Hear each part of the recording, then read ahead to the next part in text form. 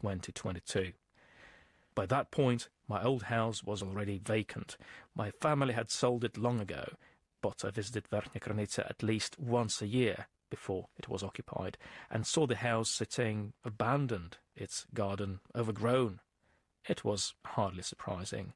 The village was small and sleepy at the best of times, and for anyone still under retirement age looking for work usually meant moving elsewhere.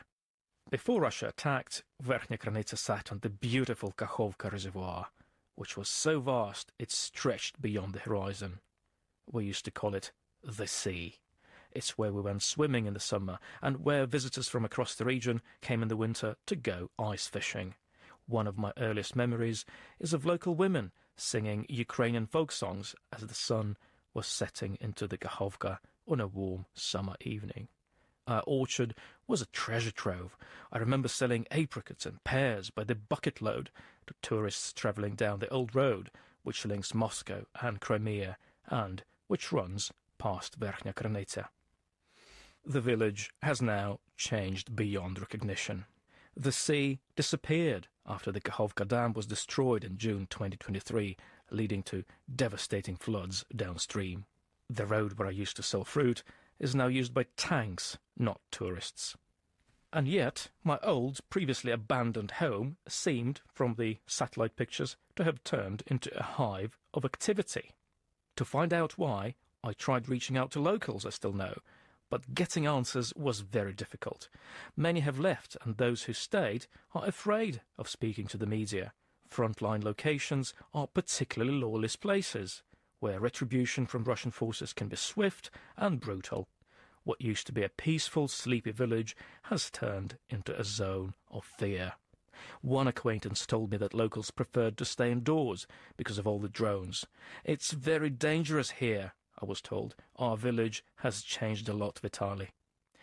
Given the danger and devastation caused to Verkhnaya Krynica by the war, who could have possibly made the track marks on the new road leading to and from my old home? It had to be Russian soldiers, I thought. Shortly after the invasion, local authorities in Zaporizhia said they had information that Russian troops were staying in the village. To check if my hunch was right, that Russian soldiers had moved into my old house, I approached Ukraine's 128th Brigade, which is involved in operations in the area. "You are not wrong. It's extremely likely," its spokesman Alexander Kurbatov told me. As locals have been fleeing frontline areas, they are being replaced with Russian military, he said. Nobody I knew in the village wanted to take the risk of taking a closer look at my old house. I may not find out the truth about what happened to my childhood home and who is now seemingly living there for some time yet. Certainly not while the village is under occupation. For now, it seems likely that it has become a tiny cog in the wider machine of Russia's war in Ukraine. That was Vitaly Shevchenko. I'm Pascal Harter. The producer was Polly Hope. And that's all for this week. But you can hear more stories of the real lives behind the news headlines by searching for From Our Own Correspondent on bbc.com. And we'll be back with fresh stories next weekend. So do join us again then, here on the BBC World Service. That was the BBC programme From Our Own Correspondent. Well, good morning, everyone. Hello, Winnipeg, and hello, Manitoba. I'm Marcy Marcusta with our team here at Information Radio. You're on CBC. Thanks for starting your day with us. 89.3 FM, 990 AM on the app and YouTube. Should be pretty decent today still after a warm weekend, and then we take a turn to colder conditions. But a mix of sun and cloud in the city of Winnipeg today, a high of 3 degrees. Brandon, your high is also 3 with sun and cloud. And up in Thompson, we have a cloudy day ahead. 30% chance of some flurries and a high right around -4. The morning show on CBC is on till 8:37 a.m. Between now and then, we have lots coming up I'll tell you about in a moment. And first, I'll introduce the team. So Mr. Darren Marash is here. Hey, Darren. Darren's behind the controls of YouTube. Here's our producer of our stream. If you're watching this show visually there, and please do. Also, good morning to Abby Adeyemi. Welcome back. Abby behind the controls, our senior tech. Abby will be on the air covering weather. And Mr. Corey Funk's going to cover your commute today. He is your studio director and our show director. So good morning to Corey. Heather Wells is here also with our news update. She'll be with us throughout the morning. She has our first look at headlines right now, though, at 2 minutes to 6. Hi, Heather. Good morning. Well, a political observer is surprised by the announcement for a new $100 million overpass near Carberry. That overpass is going to replace an intersection at Highway 5 in the Trans-Canada where 17 people were killed in a bus crash in 2023. Studies determined traffic volumes didn't support an overpass, and at least 4 other intersections along the Trans-Canada are busier and have seen more crashes in recent years. So we'll hear more about that. As well, an Afro-Caribbean group in Steinbach is helping Jamaicans who are still recovering from Hurricane Melissa. They are raising donations, things like power tools and tents. We'll hear all about it in our next local news at 6:30. All right. Thanks, Heather. Heather Wells, as I mentioned, with us through the morning. You can go online anytime for developing news, though. It's cbc.ca/Manitoba. Well, at 2 minutes to 6 o'clock, let's look at what's coming up in the first hour of the show. Alberta's government says it wants to be the first province to allow doctors to work in both public and private healthcare settings simultaneously. How would that look? So we're going to get a look at it. Also, we'll hear in a moment on World Report, and then we have a full report about a woman that had her hotel reservation canceled. She thought she found a deal on Booking.com. She did not. So we're going to find out what happened, and it could be something that could affect your travel plans if you're already thinking about the holiday season. So stay tuned. World Report's next. On cue. I got introduced once as a Canadian celebrity. Not a celebrity, just a Canadian celebrity. Jerry D started out teaching phys ed in high school, but now he's the host of Family Feud Canada and a very successful stand-up comic. He'll be here to tell you about landing his first Netflix comedy special and how his dad became a main character in his act. Q with Tom Power. This morning at 10:30 in Newfoundland and on CBC Listen or wherever you get your podcasts. This is World Report. Good morning. I'm Marcia Young. Protecting Ukraine's sovereignty is a key priority during ongoing peace talks to end Russia's war. U.S. President Donald Trump's 28-point peace plan continues to raise concerns among European leaders. Many are gathering in Stockholm today for the 4th Crimea Platform Summit. And this morning, they heard from Ukraine's President Volodymyr Zelensky. The CBC's Crystal Gomansing has more. Putin wants legal recognition for what he has stolen. In a video address from Ukraine, President Volodymyr Zelensky said if Russian President Vladimir Putin gets what he wants in an effort to end the war, then every country is at risk. Global fear that war, not peace, could again become humanity's everyday reality, as in darker times. Zelensky met with multiple leaders over the weekend in an effort to steer the U.S. towards what he says is a dignified peace for Ukraine. Parts of the 28-point peace plan were leaked last week, which included Russia being granted land in the east, including areas it has not managed to take militarily, and restrictions on the size of Ukraine's army. Essentially a tethered goat, a juicy target. Alex Younger is the former head of the British intelligence service MI6.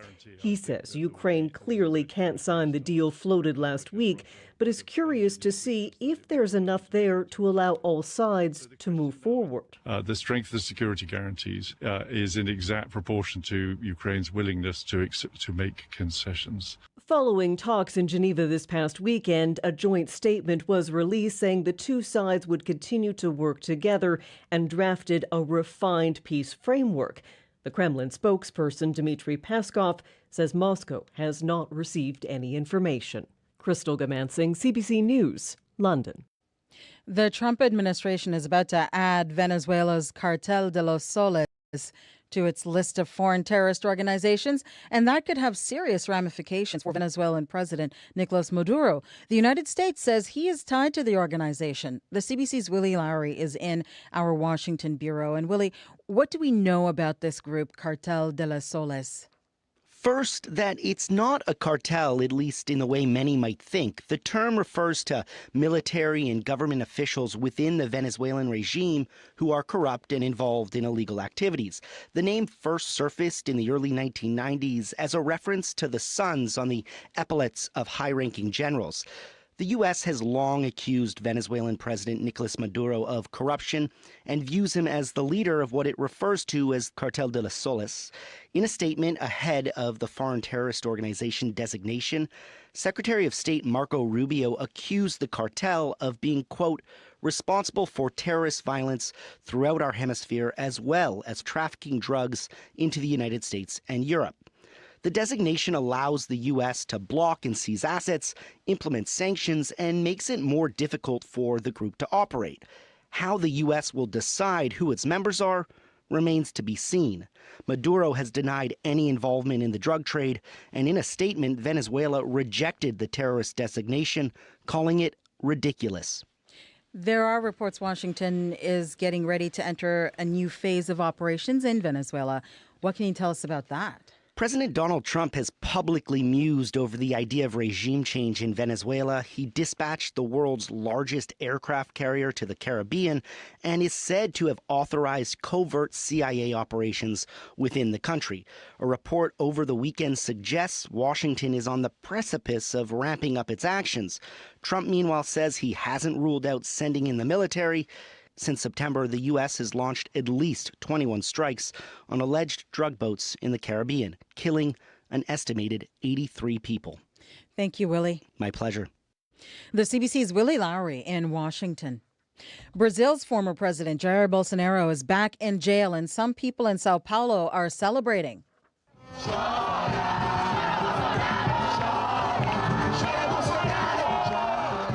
Dozens of people sang and marched in the streets yesterday. They carried a giant inflatable of Bolsonaro in prison stripes, and they carried signs that said they were opposed to the former president being granted amnesty. Bolsonaro had been under house arrest, but on Saturday, a judge ordered him to be detained.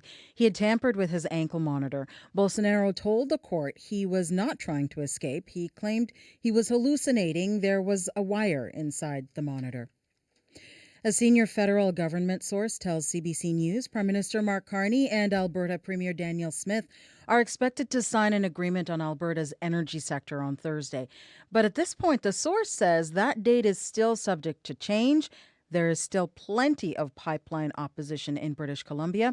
Benit Brach takes us through some of those concerns.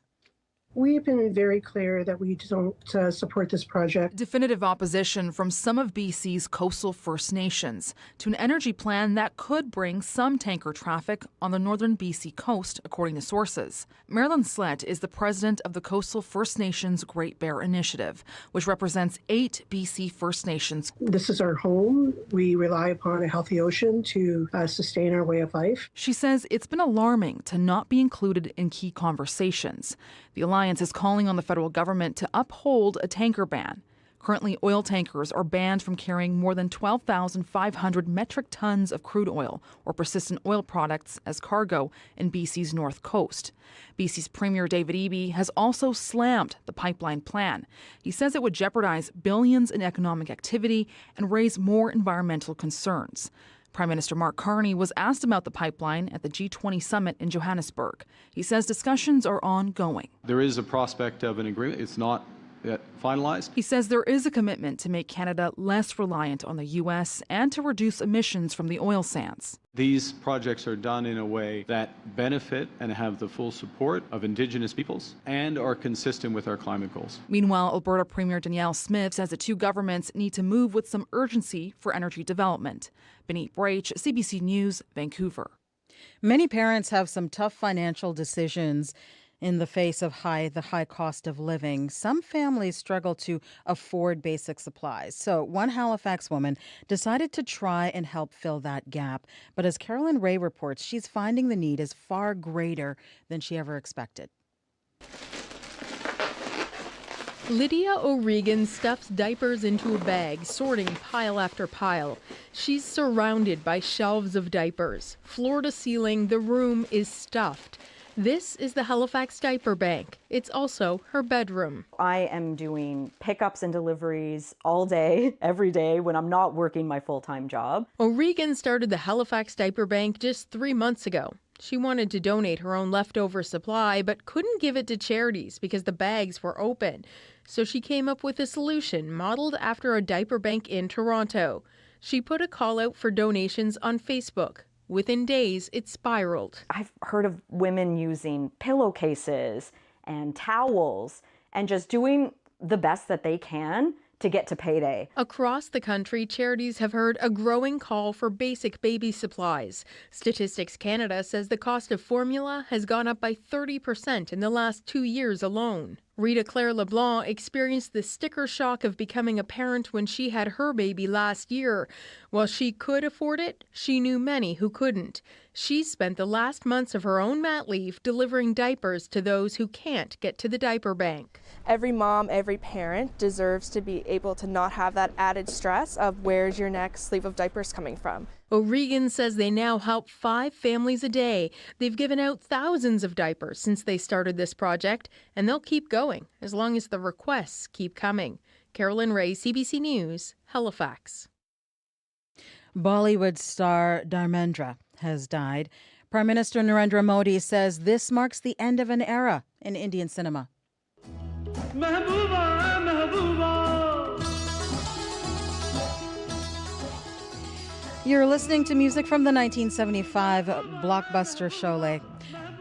Dharmendra was best known for this Bollywood film. He played the handsome and lovable small-time criminal Viru. Dharmendra appeared in more than 300 films, and fans loved him. Girls were known to sleep with pictures of him under their pillow, and he was constantly on lists of the world's most handsome men. Dharmendra died today in Mumbai. He was 89 years old.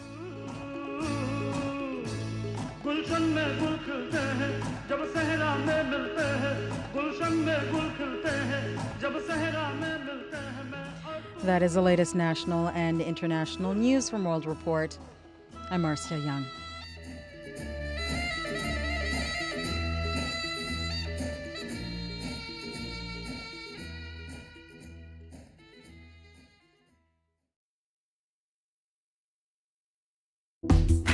Good morning, everyone. Welcome to Monday. I'm Marcy Marcusa. Thanks for joining us on the CBC's Morning Show. We're live in downtown Winnipeg on 89.3 FM, 990 AM on the app and YouTube. Warm weekend. Wasn't that a bit of nice? Across most of the province, especially here in the south across Winnipeg. We will turn to cold later in the week. Today's not too bad. The forecast in a moment for you. This hour on the show, you might have just heard that story on World Report about someone who booked her hotel online and then had the reservation cancelled, and they offered the room back to her at a massive markup. CBC's Go Public unit will join us this hour for more details on that. It's a bit of a booker beware story in case you're looking at plans over the holiday season especially. As well, this hour on the program, will Alberta be the first province to allow doctors to work in both the public and private healthcare systems? We'll hear more about what they are considering. And then Australia has banned social media accounts for children under 16. We visited this before, but there's more details about how this is going to work. Obviously, high interest all around the world. Right now, let's get headlines for our part of the world. Headlines from home with Heather Wells. Good morning. Good morning.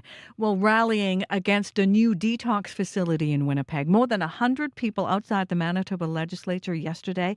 They say a new detox facility at 190 Disraeli is dangerous, and they say planning for it was rushed. We're going to hear more about what happened at that rally coming up.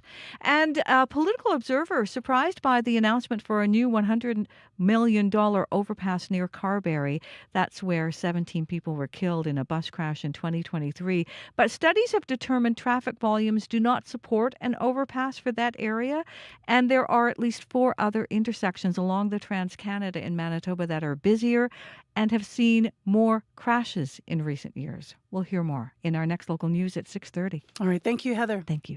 Well, let's get into what's happening in the weather today. You could have some slippery spots out there. Hi, Abby. Welcome back. Thanks, Marcy. Missed you guys. Yeah, we missed you on the air as well. What's going on in the weather? Well, cool Monday. Mix of sun and clouds across the southern part of the province, and we're looking at some flurries brushing into the northern territories this morning. It will feel crisp across province, though.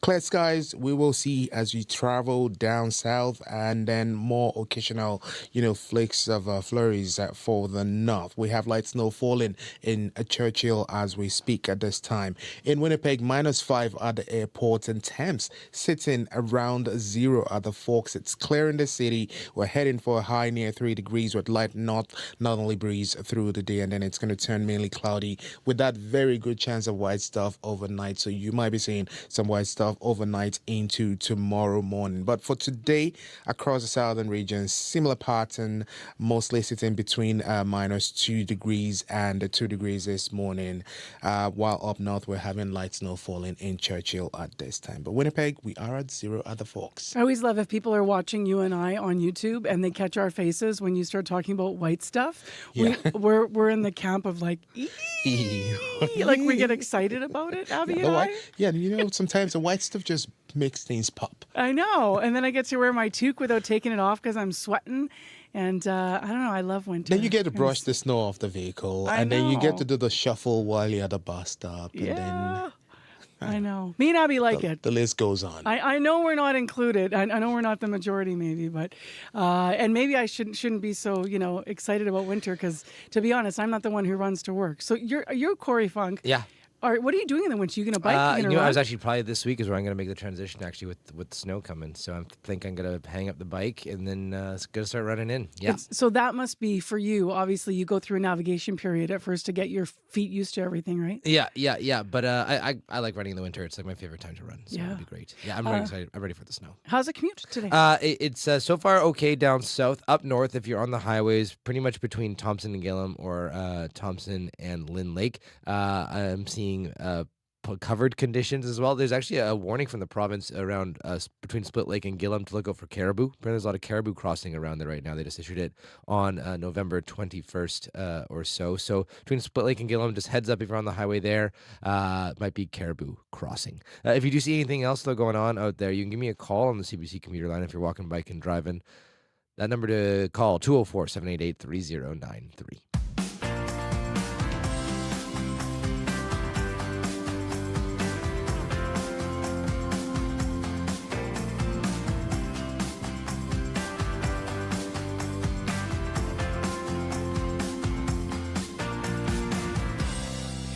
Well, as I mentioned, you might be making travel plans for the holiday season or the year ahead, and maybe they're tied to an event. Often when we travel, that's the case.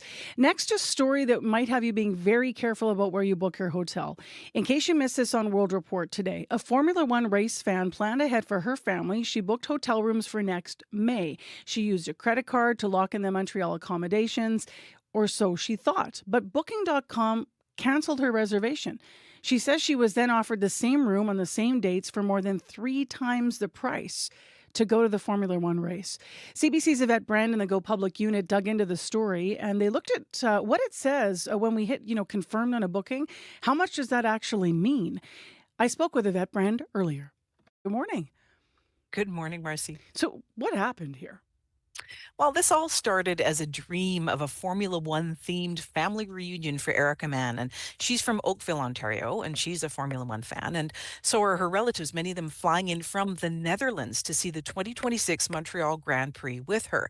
And she wanted to make sure that the accommodations were locked in early because organizers hadn't confirmed the exact dates yet. She booked the same 4-bedroom unit for 2 possible weekends that the race could take place, both with free cancellation. Hotels that I'd been at before, I had looked at and found that they didn't have anything open. It was just all blocked off, nothing to see there. So when I did find this, I was super excited and jumped right on it. What went wrong? Yeah, she's like, I've done it. I've booked it. And when the race weekend was officially set, she went ahead and canceled one of the bookings, which is in line with Booking.com's rules on their site. But weeks later, she confirmed that her $4,300 reservation for the weekend had been wiped out. And Booking.com told her that her hotel had reported a rate discrepancy. And they gave her 2 options. She could cancel the reservation entirely herself and get a refund. Yeah, I mean, it's so unfair, right? I mean, she'd done the research, she'd found the deal, she'd compared it to others available, and she'd booked it, and she thought she was done, and she was not. Canceled anyway, and here's Mann's reaction to that. In the, tens of thousands now, it was no longer, 4,300 or so with tax. It was going to be over $17,000, which was just like a whopper. Like that was just like so outstandingly outrageous that I almost couldn't believe it. I've been to Montreal for a race weekend, so most things cost a whopper. But when it comes to the fact that she booked something that she thought was less, I mean, and then this happened, what did she do next?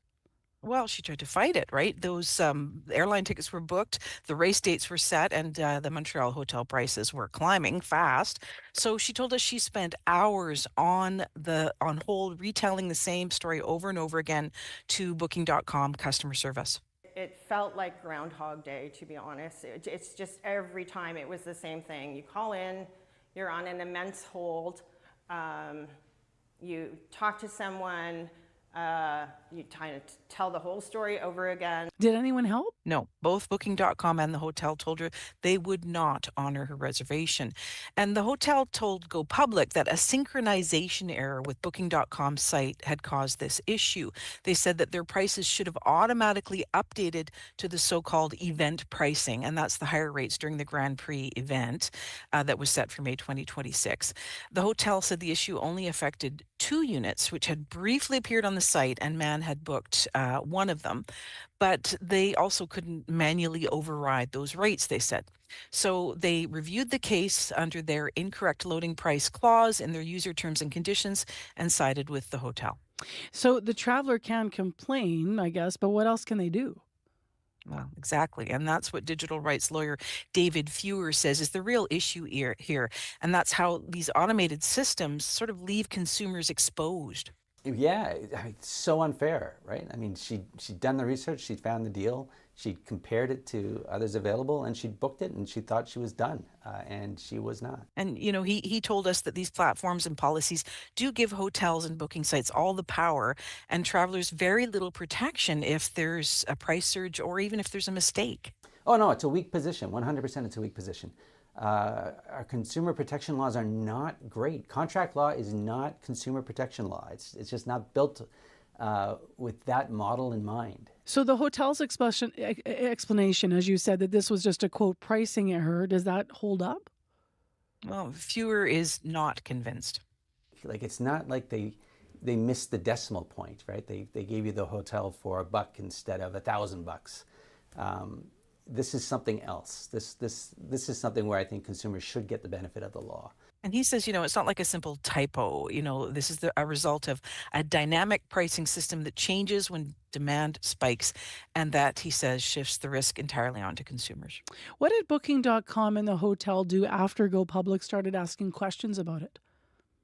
Well, once we reached out, Booking.com did take another look, and in a written statement, the company confirmed the hotel had requested the cancellation, citing what it called a pricing error. And it said, Booking.com said, you know, our procedures do allow for cancellations in limited circumstances where there is a genuine rate mistake. But they also admitted that communication to the customer fell short of their usual standards in this case.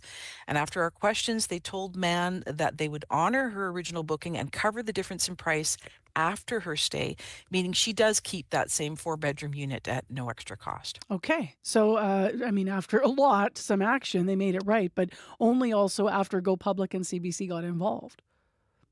Right. And Erica Mann told us she didn't think it should have taken media intervention, and she is relieved, but she says this experience has made her lose trust in the website that she'd used many times before. Now, for everyone listening, who obviously, most of us go to platforms like this or others, what can travelers do then to protect themselves from this kind of thing, like right from the beginning? Is there anything we should keep in mind? Right. Well, Fewer says take screenshots of everything, the prices, the confirmation number, the dates, call the hotel directly, and use a credit card with strong dispute protections. You want to protect yourself the way you would in any contract. All right. Well, thanks for the story, Yvette. Appreciate it. Thank you, Marcy.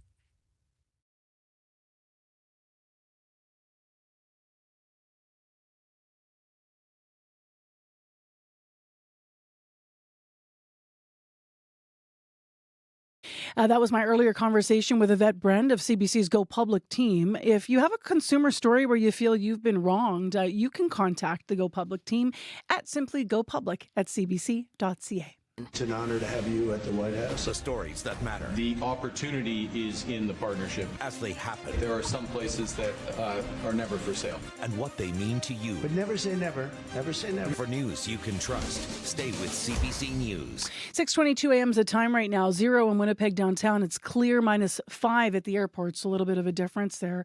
Next on the show, as you might have heard on World Report as well, provincial healthcare systems in our country are changing before our eyes as they come up against the challenges of our aging populations, tighter budgets. One debate right now is over dual practice healthcare. So what does that mean? It means allowing health professionals to work simultaneously in the public and private systems.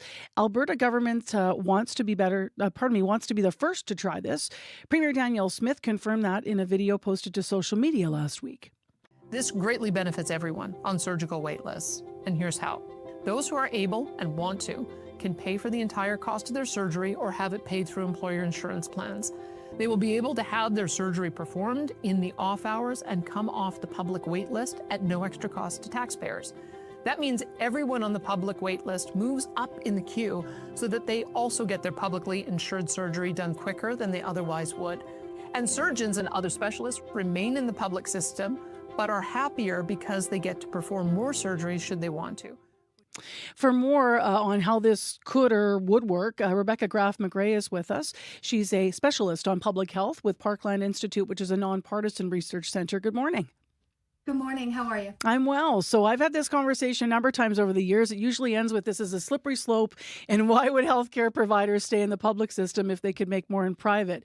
But this is something slightly different, what she's proposing. What specifically is the Premier hoping to do with this bill? That part is a little bit up in the air because all that we know about this proposal, we have learned from leaked documents that were revealed in the Globe and Mail last week and from this advertorial from the Premier.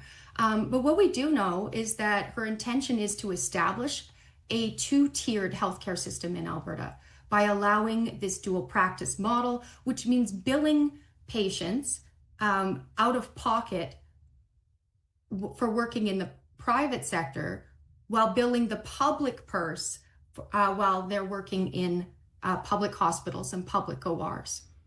What is your sense of the support for this idea then? What's the reaction been in Alberta since it came out? I think this is deeply divisive.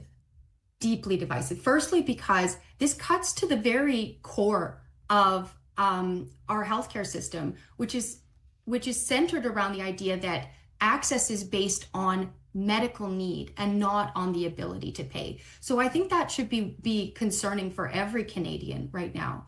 But in Alberta also, this isn't the first time we've had a premier try to pitch these two-tiered system proposals. We're still trying to recover in our healthcare system from the attempts made by Ralph Klein 20 years ago. So in that sense, Albertans are deeply apprehensive about this. There is a core that has gathered around Smith and the UCP that have accepted her overt sort of villainization of public services. She's currently engaged in a number of lawsuits with our healthcare provider, Alberta Health Services, and some of its officials. But the frustration that Albertans feel about being able to access public healthcare right now is to large part due to the very policies that Smith and her predecessor, Premier Jason Kenney, have implemented that have undermined access to public health care. Tell us how this works in other countries, because other countries have some dual practice, doctors working, as you said, simultaneously both in public and private systems. How does that look and where? Sure. Some of the examples that often get pulled up are sort of closest comparators. The NHS, National Health Service in the UK, some comparisons to, Australia and New Zealand. One thing to remember is every healthcare system is based on sort of unique legal and structural factors. We don't have an exact comparison. The NHS is fairly close. But right now, they're actually struggling to resuscitate their public healthcare system after making similar policy changes to allow this kind of third-party contracting and dual practice.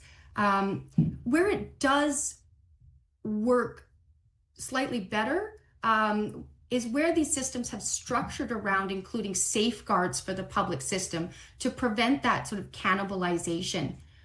Some of those features have to include priority scheduling of doctors and healthcare staff to the public system and ensuring minimum staffing thresholds. They have to de-incentivize what we call cream skimming, which is taking the low complexity, high volume procedures into the private and leaving the really complex and urgent cases to the public system, and putting caps on the amount of extra billing that can be issued to patients to prevent profiteering off of it. Those safeguards are not in place here in Alberta. And in fact, the Smith government has been moving in the opposite direction. I'm going to look at this very simplistically because that's what the average listener might be doing, I think. You know, if you're just waking up and looking at this, you might be thinking, across this country, our healthcare systems are broken. We're constantly doing stories, especially post-COVID, about the problems. We obviously want to have a good, strong public system. This is what people will look at this. And they'll say, if someone can afford to pay for a private service and they're willing to do that and the doctors want to do it, and you can put safeguards in place so the public system isn't threatened by that, why not have better service on both sides of this? Even though you're creating that inequity around affordability. But if the access would be improved in the public system by nature of this having safeguards, so those people are still there and served, why not create a two-tier system? Why is that a concern for many? Well, the first part is that it's incredibly difficult to ensure that access in the public system, even with some of these safeguards around, because it's predicated on having a sufficient healthcare workforce to run two systems. That's absolutely not the case in Alberta, and I don't think anywhere across Canada. Or in Manitoba, yeah. You know, we are struggling with a staffing crisis across our healthcare systems in every province. And you only have one workforce. So when you create two systems, you don't clone that.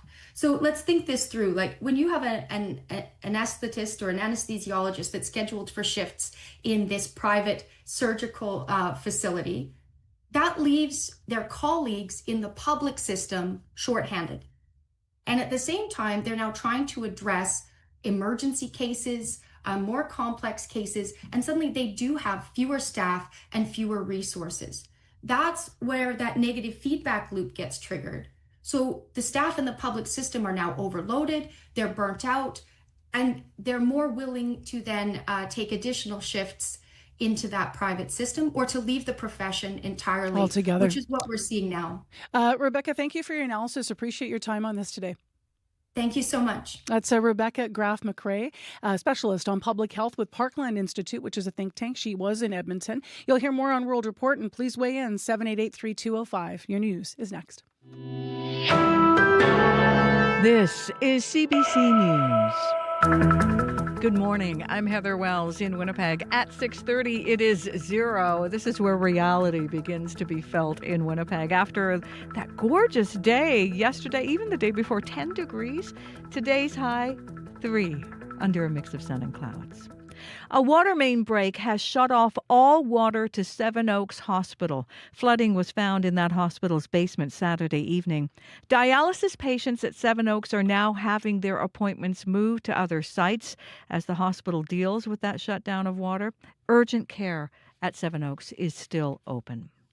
The manager of a seniors living facility in Selkirk is ramping up security after she says a home care worker stole from residents. Christina Stark says about $1,000 and valuables belonging to 8 residents has been reported missing at Woodlands Court and Cambridge House. In November, a family shared surveillance footage showing the worker entering a man's suite at night and looking through his clothes. He has no reason to be in this building, in a suite at 2:30 and 3:30 in the morning, no matter what. The gentleman did not have overnight home care. We do not have overnight home care. The access code to get into the buildings has been changed. More cameras will be installed. RCMP confirmed they are investigating. The Interlake Eastern Regional Health Authority, which employs home care workers, said they cannot comment on HR matters but take criminal activity very seriously. Rallying against changes to a Manitoba law. More than 100 people outside the Manitoba legislature yesterday. They are upset about the new law allowing highly intoxicated people to be detained for up to 72 hours. Monica Ballantyne says the new detox facility isn't the right solution. She wishes the public had more opportunity to weigh in on the new law than it was given. They did all the consultation for the safer consumption site. They didn't get the buy-in that they hoped for. So my opinion, and this is my opinion, is they rushed this. They didn't do the community consults because who was going to buy in? Health officials say the facility will offer more health supervision and connection to addictions treatment than existing spaces. They also say people will have to be cleared by a hospital before going to the center and will be offered follow-up care as they prepare to leave. A political observer is surprised by the announcement for a $100 million overpass to be built near Carberry. 17 people were killed in a bus crash at the Trans-Canada and Highway 5 in June of 2023. Studies determined traffic volumes did not support an overpass, and at least 4 other intersections along the Trans-Canada in Manitoba are busier and have seen more crashes in recent years. Premier Rob Canoe has said the number of lives lost in the tragedy was a major factor. Christopher Adams is adjunct professor at the University of Manitoba. So I was surprised at the decision, but I think from a political calculation, it might make some sense. But from an economic position, people might be challenging this. The province initially planned to overhaul that intersection with a $20 million R-cut design, but changed course following public opposition. Fresh signs this morning. Ukraine is willing to compromise on a plan to end the war.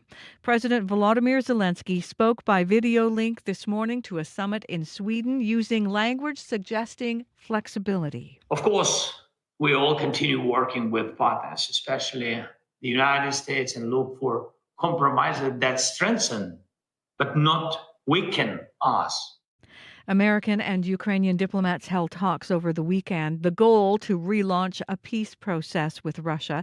Ukraine's been skeptical of proposals that would force it to give up land, and a U.S. plan reportedly includes a promise Ukraine would not join NATO. But the U.S. and Ukraine released a joint statement saying their talks were highly productive. You can hear more national and international news coming up on World Report at 7. An Afro-Caribbean group in Steinbach is helping Jamaicans still recovering from Hurricane Melissa. Volunteers at the International Reggae Afro-Latin Music and Arts Festival are collecting donations at a shipping container. They need power tools, tents, sleeping bags, sanitary products, and non-perishable food items. Once shipped, Dalton Wright and other volunteers in Jamaica will take the aid and tools to areas not reached by international or government agencies. What they do is they come to a central area and you have to get to that area to collect your care packages. But if you're not able to actually reach there, you're going to need someone to bring it to you. The shipping container is beside the Steinbach United Church on Main Street. The Winnipeg Jets have notched another loss after not being able to notch a single goal against Minnesota yesterday. The Wild blanking the Jets 3-0 in our own rink. Coach Scott Arniel on the difference between the Jets of last season and this season. Consistency, whether that's period to period, game to game, also has to be something that I would say in this first 21 has been lacking. Neil Pionk left the game with a lower body injury. He's listed as day-to-day. That was the Jets' last home game before heading out now on a long road trip. First up, Washington on Wednesday. You can find more news updated throughout the day at cbc.ca/Manitoba. Okay, bit of a team check. Were you out on Saturday morning at all in Winnipeg, Heather? Driving anywhere? I think I went out, late morning. It was still really slippery. Okay. I was out early morning. Abby, how about you? Were you out and about? Maybe not. Yeah, I was. You were? So was I. So my husband texted me and said, it's slippery, be careful. And I thought, oh, that's unusual. It must be really slippery, you know what I mean? But I thought, I thought I was going slow enough. I just fishtailed around a corner. Later in the morning, same thing, I changed lanes. There were still patches. I heard about people falling and sliding through red lights. So you were still finding it slick later on Saturday morning? morning too, Heather? Yeah, I think I went out, it must have been about 10:30, 11, and turning a corner, I did the same thing. I didn't quite fishtail, but you could feel the whole vehicle, when it starts to kind of seize up a little bit? Yep, starting to go. And Abby, how about you? I took my trip to the car wash, and it's not a good idea coming off the car wash and not remembering that the roads are slippery. The grips were a bit like, I just said, it's slippery. Right? And then I was like, okay, I need to drive according to conditions. I can't imagine how many fender benders there would have been on Saturday morning in Winnipeg, because it looked like it was sort of not that bad. It was warm out. We were waiting for the nice day, but something about how the frost came out of the ground in the morning, it was crazy. Well, and there was, I should say, early that morning, there was a freezing rain warning. There had been some freezing rain in the area. Oh, that's where it came from. I had a long kind of Rapunzel sleep Friday to Saturday. So that's my nice. hair grew. I don't know what happened, but very slippery. Okay, let's get into today. Today should be better conditions, but this is, as Heather said in the news, Abby, we're making the transition out of colder things by the end of the week. Yeah, the transition will be happening at the end of the week, but we should enjoy the beginning of the week. For now, a mix of sun and clouds in the southern part of the province, and light flurries really brushing into parts of northern Manitoba this morning. Winnipeg sitting at 0 at the Fox, and we're tracking -5 at the airport. So depending on where you are, if you're around the St. James area, you might be noticing it's not 0 there. You might be seeing -3, -4, -5 in that part of the city. We're warming up to 3 degrees later today. We're going to see the winds really coming from the north, just a bit light through the day, and then mainly cloudy conditions will roll in, and that good chance of flurries would roll in overnight. So we might wake up to just a bit of light snow, fluffy stuff in the morning tomorrow, with the temperatures around -4. The Pembina Valley region, we're actually seeing 2 degrees there. That's the parts I'm seeing. I wouldn't call it warm, but just if you look at that borderline close to the U.S. border, we're seeing 2 degrees there. Sprague is around 0 this morning. Brandon is at -1, expecting a mix of sun and clouds today. Also warming up to 3 degrees. Dauphin tracking it towards Russell. We're looking at -3. It's clear out there, expecting sunny conditions and highs near 2 degrees. Gimli is also at -3 at this time, expecting a mix of sun and clouds through the day. Highs would be around 1 degree, and a slim chance of flurries will come overnight as your temperature falls to -5. Then we track it into the north, where most of the regions in the north we're seeing temperatures around -5. Looking at the Par, Lynn Lake, Thompson, Gillam, we're seeing temperatures even tracking it towards Churchill, close to -5 this morning, except for to the lake, where temperature is close to -10 at this time. Most of those regions will see fluffy stuff. In Churchill, we're seeing light snow falling, and that will fall for the rest of the day heading. We're just going to see temperatures hold steady near -5, and that would continue into the overnight periods. Across board, it's cool. It's going to be cloudy in the north, and then we're going to see brighter skies and a mix of sun and clouds down south. Winnipeg right now, 0, and it's clear outside. All right, thanks, Abby. Thank you. Corey Funk's here to talk about what's going on out there. Yes, quiet commute down south so far. Up north, though, it's the highways might be covered, particularly between Split Lake and Gillam, where there's also a bit of a warning to look out for caribou that are crossing in the area right now. As well, you see some covered conditions with poor visibility, according to Manitoba 511, heading from Thompson to Lynn Lake as well. So that might be a bit of a slippery commute for you. Otherwise, though, if you do see something going on the roads, highways, bike lanes, you can give me a call on the CBC commuter line and let folks know what you're seeing. That number, 204-788-3093. All right, thanks, Corey. Thank you. Time for business news. Crystal Lee Ramlakan is back with us this morning. Hello there. Hey, good morning, Marcy. So we heard a little bit about what's politically happening between Canada and India on World Report. They're restarting trade talks. Those have been frozen for the past 2 years. What does this look like through your business sense? Well, Prime Minister Mark Carney and the Indian Prime Minister have agreed to formally launch negotiations for a comprehensive economic partnership. So the two leaders met during the G20 summit in South Africa, and the trade deal could secure investments and possibly bolster the Canadian economy. So in 2023, the federal government suspended trade talks after going public with allegations from the RCMP that the Indian government was behind an assassination near Vancouver of a Sikh activist. And earlier this year, a federal inquiry branded New Delhi as one of the most active perpetrators of foreign interference in Canada. But ahead of the meeting, Carney insisted both countries are maintaining a security dialogue to share information, maintain sovereignty, and rebuild trust. And we also heard from Carney on U.S. trade talks. I don't have a burning issue to speak with the president about right now. So Carney says he will speak with President Donald Trump again when it's appropriate and expects to talk with him sometime in the next 2 weeks. So that means American tariffs on things such as steel, aluminum, and automobiles remain, which, have been causing stress for some businesses. Let's talk about Canada Post. They finally come to a deal with the union that represents thousands of mail carriers. So what did they settle on? Yes, that's right. So the two sides have reached a tentative agreement after 2 years of contentious bargaining. We've talked a lot about this. And this is a sigh of relief for people who have been facing mail delays because of a rotating strike that's been going on. But that strike has now been suspended as the parties work out the language in the new contracts, which will be then put to a vote. But you know what? If the two sides can't come to terms on the language, a strike could resume heading into the busy holiday season, which, probably most businesses do not want to see, or people trying to send mail over the holidays. So, over the past 2 years, the union has sought better wages and job security, and Canada Post wanted changes to help turn around its struggling operations and business. Now, the union launched a strike in late September after the federal government announced sweeping changes, including authorizing the Crown Corporation to end home delivery for the 4 million addresses that still receive it. And I believe some addresses still in Winnipeg do receive home delivery.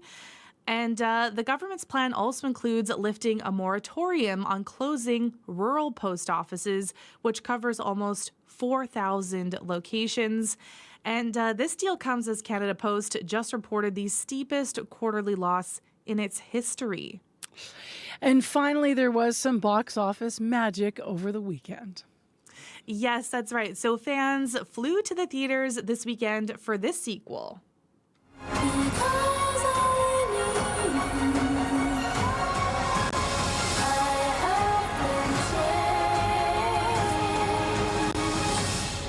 Think of what we could do together. So do you recognize that trailer and all that? Yes. Do you know I haven't seen the movies yet? Not this one or the first one, but I've seen Wicked on stage. So I'm waiting. I think I'm going to try to see them in a package together. I'm figuring out the rollout. Yes, it'll be a long viewing session, but I'm sure good if you're a fan. And yeah, of course, that was Wicked for good. So it was #1 at the box office, earning $150 million domestically and $226 million worldwide, outpacing part 1 of Wicked. And, it's always a question as to whether a second installment will do as well, or in this case, even better.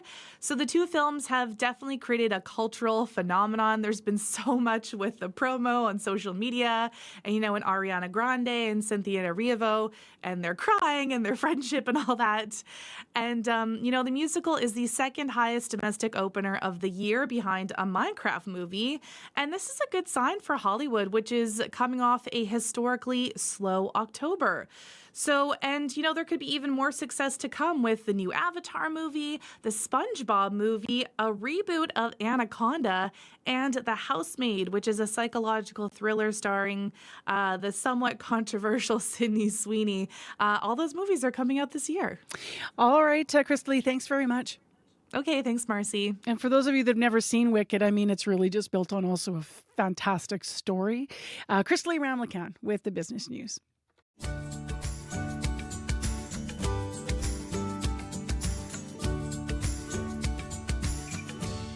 It's always about the story, right? Clear 0 right now in Winnipeg. Brandon's cloudy -1, Thompson's cloudy and -5. Well, let's have some music now from someone that's going to be in Winnipeg this week. We're talking about Halifax-born rock quartet Sloan. They will be in the city. They're playing at the Burton Cummings Theatre tomorrow night. Thought we'd pull a bit of music from them. We're going way back to the 70s. This is Everything You've Done Wrong.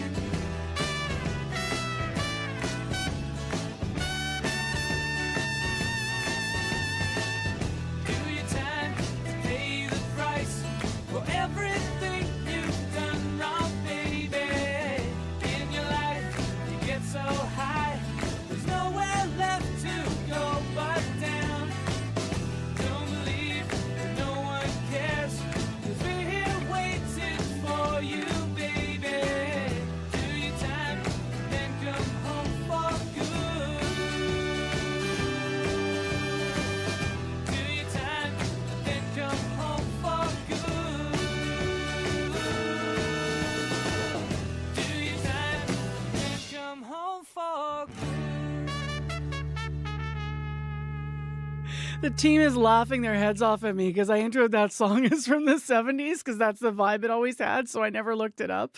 Corey's like, the Sloan fans are going to be writing, man. That song is from 1996. If you are a fan, you're going to be happy, though. So you might not spend your time writing to me because you're prepping for tomorrow night. Sloan is going to be in Winnipeg this week. They are Halifax rockers. They play the Burton Cummings Theatre tomorrow. This festive season, there's one place to be with your holiday favorites on CBC. Whether you're a Grinch, hate, double hate, or full of cheer. Nobody's walking out on this fun old-fashioned family Christmas. No, we're all in this together. The season's best are waiting right here. The bell still rings for me, as it does for all who truly believe. For holiday joy from start to end, watch free on CBC and CBC Gem. Over the weekend, I was in one of the stores looking at some Christmas things and I was overhearing conversations. So someone was putting things in the cart and then their partner was saying to them, I don't think we should put any of this Christmas stuff out until the calendar flips. And then she was smiling ear to ear going, maybe just a few things. There's always the lovers and there's always those that are like, just hang on. It's not even December. It's going to be December, though, by the end of the week as we get ready for new season. Well, let's take you halfway around the world where it's much warmer, no matter the season, to Australia this morning. They're on the verge there of implementing a social media ban for kids under 16. So it starts December 10th. Kids in that age group won't be able to create new accounts. Big platforms like Facebook, Instagram, TikTok, and YouTube will need to verify ages or remove existing accounts. The government says the goal is to protect kids from harmful content and online bullying. I've asked on my Facebook page if we should do that here. You can weigh in. Kara Brisson-Boyven is with us to talk about it, though, Director of Research for Media Smarts. That's a non-for-profit organization that focuses on digital and media literacy. Good morning. Morning. Thanks for having me. So when this was proposed, we talked a great deal about it, but I'm wondering, how will social media companies be checking users' ages? Because that was one of the things that seemed like it would be difficult. Yeah, the e-safety commissioner in Australia, that's a regulator in Australia, has come out and said there isn't going to be a one-size application for this regulation. And so it's going to depend on the context and needs of each individual platform. But each individual platform is going to have to demonstrate to the regulator that they are taking steps to age restrict. And so what those specific steps are going to be evolving. They're going to need to be evaluated over time. I think we can anticipate things like, checking birth dates. It will include, in some cases, biometric data, so images of young people's faces. But again, it's not a one-size-fits-all application. So it'll be an evolving process. What about privacy issues that could arise from collecting this kind of information then? Yeah, I think privacy, concerns are top of mind, especially when it comes to protecting highly sensitive data of especially children and youth. As I said, this could include biometric data, including images of children's faces, their birth dates. And in the field, we call this sort of creating honeypots of data that needs to be protected and ensure that it's being used for its intended purpose. And so, again, children's privacy is going to be top of mind in terms of implementation, I suspect. Are they going to be cutting the new ground on this in Australia? They're setting a precedent, right? Like, how unique is this? It's pretty unique. I mean, the conversation around children's online safety and well-being is ongoing across the world in many different ways in different contexts. What we haven't seen, to date is a regulatory effort of this scope and scale. So I think sort of the world is watching to see how this sort of plays out in practice, what the sort of benefits and challenges are. I don't think this is a very complex challenge, protecting and maintaining children's privacy and safety and well-being online. I don't think there's a one-size, easy sort of silver solution here. But I do think, age restrictions has a potential to be part of our solution. But I think everyone's going to be kind of keeping a close eye to see how this plays out. The first two Manitoba comments I got on this actually are about what we're talking about. Kev Roberts writing into the show, those media accounts already have some age limits, which are sometimes enforced. And Aaron Clausen saying kids often just lie about their age. So mechanisms will have to be in place to verify age beyond self-reporting. But you're talking about they may go to biometrics, and then that it opens up an issue about privacy. Could it also potentially push young people and kids to, abandon those platforms, as flawed as they are, to go somewhere that's even more unsafe for them, though? Yeah, absolutely. I mean, kids are savvy. They'll find ways around age restrictions, as some of your listeners mentioned, either lying about their age or finding an image of either somebody else in the house or the neighborhood who's over 16. As you say, it can also, potentially, I think we should be prepared, push young people into other spaces and places that may in fact be even less moderated than the spaces that they're in now. And so ultimately having that open conversation with young people in your lives about where they are, what they're doing online, who they're speaking to, is going to be incredibly important moving forward. So the question obviously I'm asking on our Facebook page here is, should we or could we do this here in Canada? If Canada did implement a similar ban, what would the challenges be here? Would they be the same as what we're talking about, or what additional things come to mind for you? Yeah, I think all of the same challenges we've been talking about around privacy, around some of the backfire effects of, where else young people could be going, how they'll get, around some of these age restrictions do apply. I think we also need to keep in mind the lack of consultation with young people, in terms of developing regulations like this are really problematic. I mean, I have the great pleasure of working alongside a lot of youth who themselves are strong advocates for, young people's online safety and well-being. And one of the things that I think we need to really keep in mind is that, especially for marginalized and vulnerable youth, being online is not necessarily a luxury. It can be a lifeline when they're looking for connection. And so we'll have to think about the impacts on those communities in particular. Thank you very much for being with us, Kara. Thanks for having me. Kara Brisson-Boivin is the Director of Research for Media Smarts, a not-for-profit organization focused on digital and media literacy. So you've heard the question. It is on my Facebook page, but I'd invite calls this morning as well. Should we do this here? Why or why not? The Verge, Australia on the verge, rather, of implementing this social media ban for kids under 16. And also, if you are a young person and you happen to be listening and it's okay for you to do so, we'd love you to, talk to us about this. What would it cut you off from if you weren't allowed to be on those platforms? How concerned are you that there could be a ban here, for example? What do you use them for? Do you feel like you can sort of organize yourself to stay safe online? 204-788-3205. 204-788-3205. That's our listener line. Heather Wells is in with other developing stories this morning. Good morning. Good morning. Well, a water main break has shut off all water to Seven Oaks Hospital. Flooding was found in the hospital's basement Saturday evening, and that's when they realized there had been a water main break. Dialysis patients at Seven Oaks are having appointments moved to other sites. Urgent care at Seven Oaks is still open. Homes in Jamaica damaged by Hurricane Melissa are going to be repaired soon using tools from Steinbach. Neville Hamilton is founder of a local Afro-Caribbean group there, and they are now filling a shipping container in Steinbach with supplies that then will be sent to Jamaica. We'll hear more in our next local news coming up at 7:30. All right, thanks, Heather. Thank you. Well, we had a really warm weekend here across southern Manitoba. It's going to stay pretty mild today. It's clear right now in 0. That's downtown. It's -5 at the airport. We'll be around 3 degrees above 0 today, mix of sun and cloud. And then, by the end of the week, our overnight lows are looking like -18. So we'll get there, but we'll start here. A little bit crisp out there. Also up north from Thompson to Lynn Lake, you could find some poor visibility. There's also some snowy spots in your highways, up north especially. And between Split Lake and Gillam, there's a lot of caribou to watch for. Here, otherwise, we're not seeing across Manitoba any major problems in the traffic situation, but call us on the commuter line, 788-3093 if you want to update anything for everyone. In the next hour, we are going to update a couple of things. The Premier was here last week. He said cutting consumers facing taxes on things like gas and groceries makes life more affordable. We're going to hear from an economist about the relationship between taxes and affordability. So that's coming up on the show. Also at 7:40, it is a choice a local nonprofit does not want to make with their hamper program this year. They told CBC, though, quote, "We can feed more families insufficiently or fewer families properly," end quote. That's the reality facing local investment toward employment or light right now. We're going to hear from them. They have a big event this week at the end of the week to fundraise for those hampers. So that's coming up. Plus, as you've been hearing in the news, a motion sensor camera meant to surveil a senior who's a wandering risk ends up capturing this care worker stealing from the home as the resident slept. Suspected stealing, rather, allegedly stealing. We will get reaction and recommendations from a national seniors advocacy organization. Stay tuned.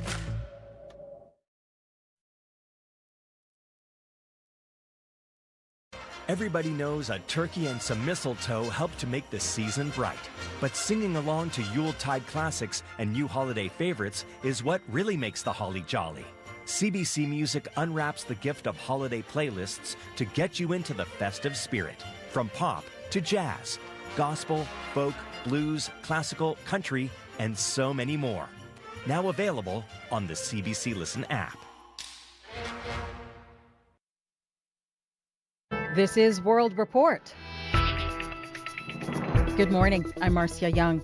European leaders are reaffirming their support for Ukraine. Several officials are in Sweden for the Crimea Platform Summit today.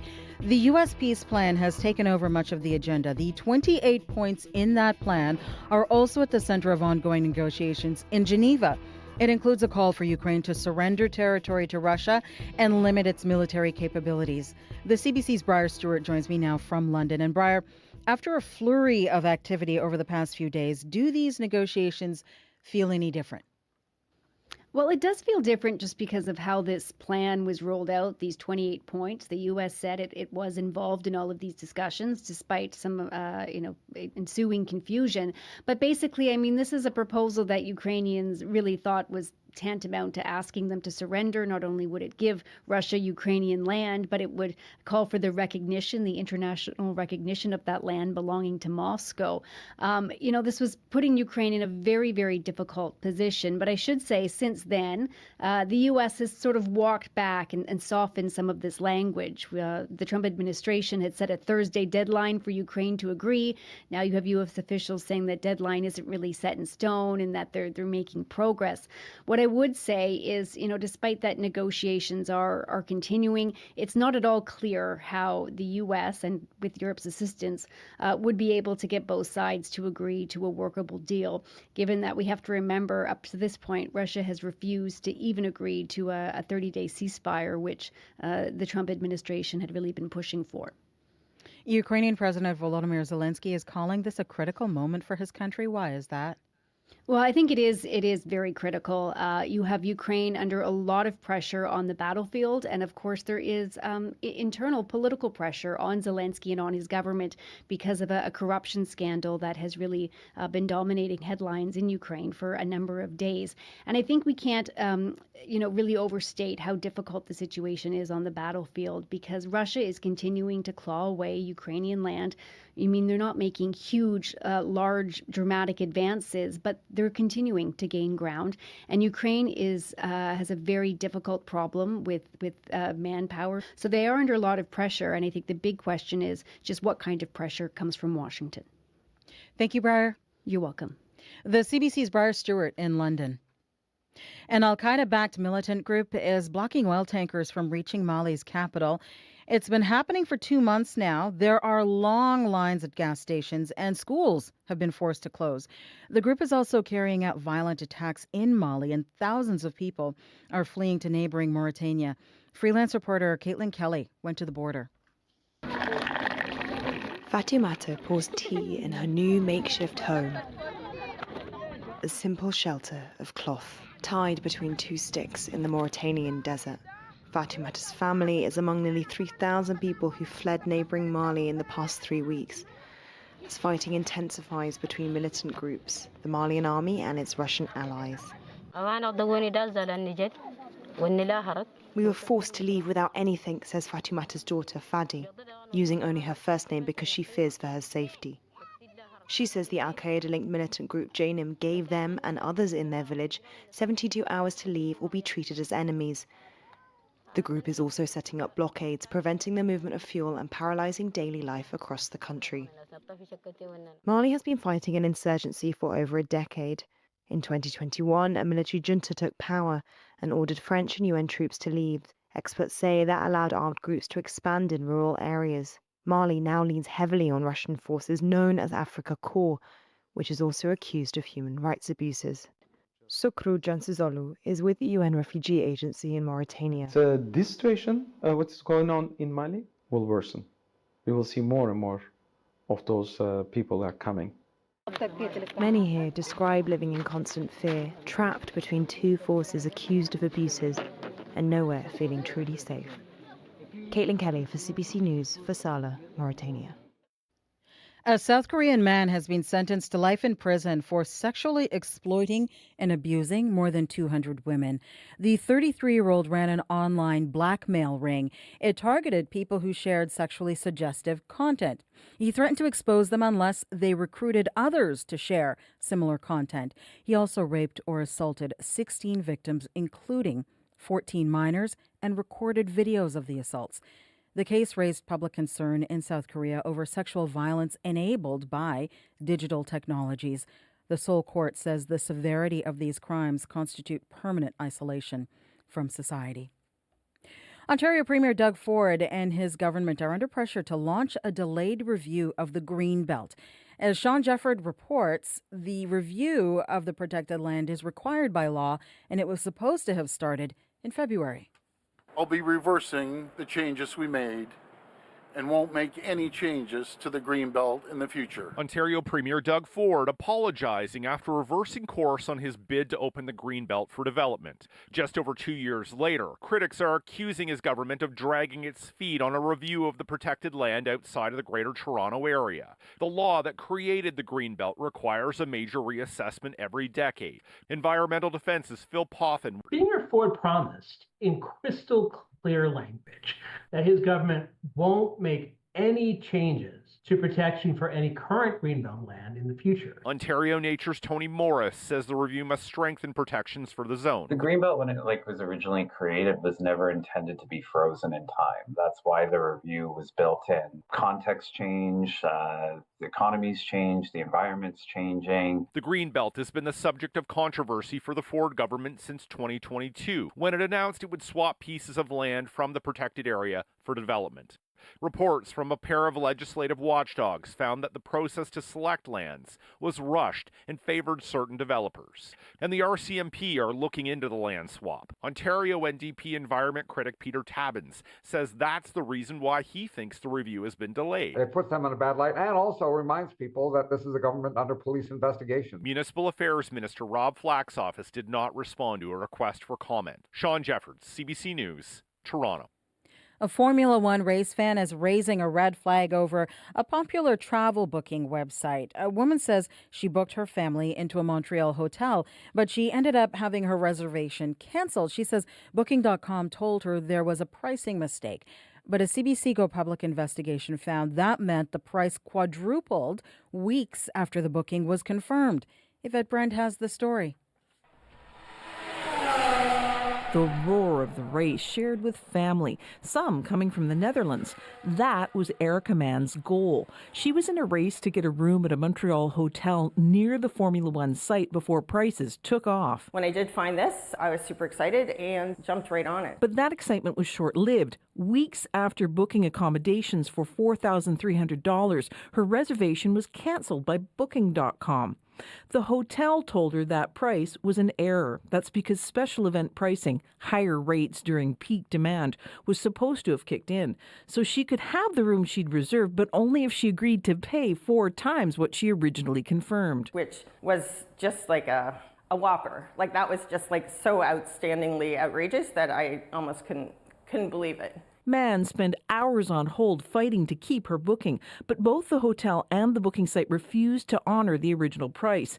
Digital rights lawyer David Fewer. It's so unfair, right? I mean, she'd done the research, she'd found the deal, she'd compared it to others available, and she'd booked it, and she thought she was done, and she was not. He says Canada's consumer laws do little to protect people burned by surge or event pricing, and many of these booking sites have fine print in the terms and conditions that protect them, not the consumer. Mann went to go public after that. Booking.com helped her, but she says the whole situation has shaken her faith in the website. Yvette Brand, CBC News, Vancouver. Jamaican reggae singer Jimmy Cliff has died.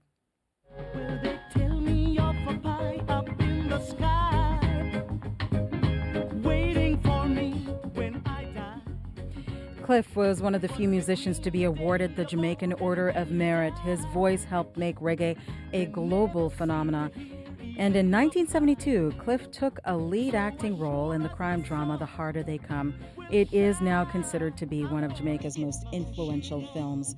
In a post on social media, Cliff's wife says he died from a seizure followed by pneumonia. Jimmy Cliff was 81.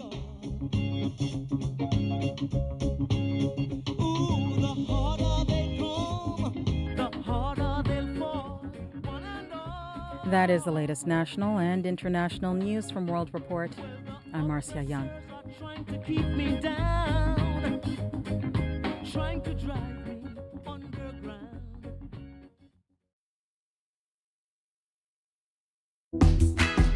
Good morning, everyone. Thanks for starting your day with CBC. It is Monday morning, last full week of November already. I'm Marcy Marcuser with our team here at Information Radio on 89.3 FM, 990 AM, on the app and YouTube. This hour on the show, a motion-censored camera meant to surveil a senior citizen who is a wandering risk ended up capturing a care worker allegedly stealing from the home as the resident slept. We're going to get some reaction and recommendation from a national seniors advocacy organization to this story, as you may have been hearing it on the news this morning here. In addition, this hour on the show, the uncertainty of food insecurity and what's going to happen in the future is being felt more acutely by families in Manitoba this year. That's according to an organization that works with people in Winnipeg's North End and West Ends, and they're also having some challenges with their hamper program. They said, quote, "We can feed more families insufficiently or fewer families properly," end quote. Just let that stay with you before we talk to them at 7:40 about where they go from here and about a fundraiser they have coming up this week as well in our community. Right now, though, let's go to Heather Wells and find out what's happening in news otherwise. Good morning. Good morning. Well, we've been telling you about the situation at Seven Oaks Hospital where a water main break over the weekend resulted in a full water shutdown at the hospital. We've just been speaking with Seven Oaks, and water was restored just after midnight. They are still working to get the hospital back up and running at full capacity. So we'll bring you the latest on that. As well, the manager of an assisted living facility in Selkirk says she's heartbroken after a rash of thefts allegedly committed by a home care worker. Those stories and more in our next local news coming up at 7:30. All right. Thank you, Heather. Thank you. Let's get into the forecast now. Abby is in with our details. Yeah, sure. Cool start to Monday in the city. Here we're looking at clear conditions in Winnipeg. A mix of sun and clouds in the southern part of the province, but up north we're going to see more like cloudy conditions with scattered flurries here and there. Winnipeg sits at 0 at this time. Now the temperature's around -4 at the airport. We're heading for a high of 3 degrees later in the day under a mix of sun and clouds through the day, and then we'll see that light snow blow in later in the evening into tomorrow morning. Across the south, similar conditions, cool start, temperatures near 0 or below 0 in most regions in the south, while up north we're seeing readings between -6 and 9 degrees at this time. Winnipeg, we're sitting at 0 and we're warming up to 3 degrees. Thanks, Abby. Thank you. Corey Funk, what do you know? Yeah, no major issues yet that I've heard of here in the city. Up north, though, keep an eye out on the highways if you're, between Thompson and Gillam, or you're driving between Thompson and Lynn Lake. Looks like, according to Manitoba 511, some poor visibility as well as some covered conditions as well. Not sure exactly what that looks like, but if you're on the highways or if you're down south here, you see something going on, let me know. I can let your fellow listeners know as well. That number to call, 204-788-3093.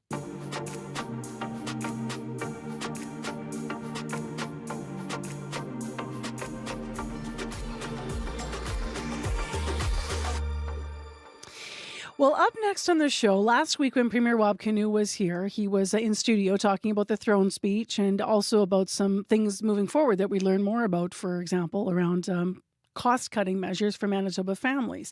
One of the things that he talked about was the potential for cutting taxes, and in some instances saying it's the right thing to do to make life more affordable for people.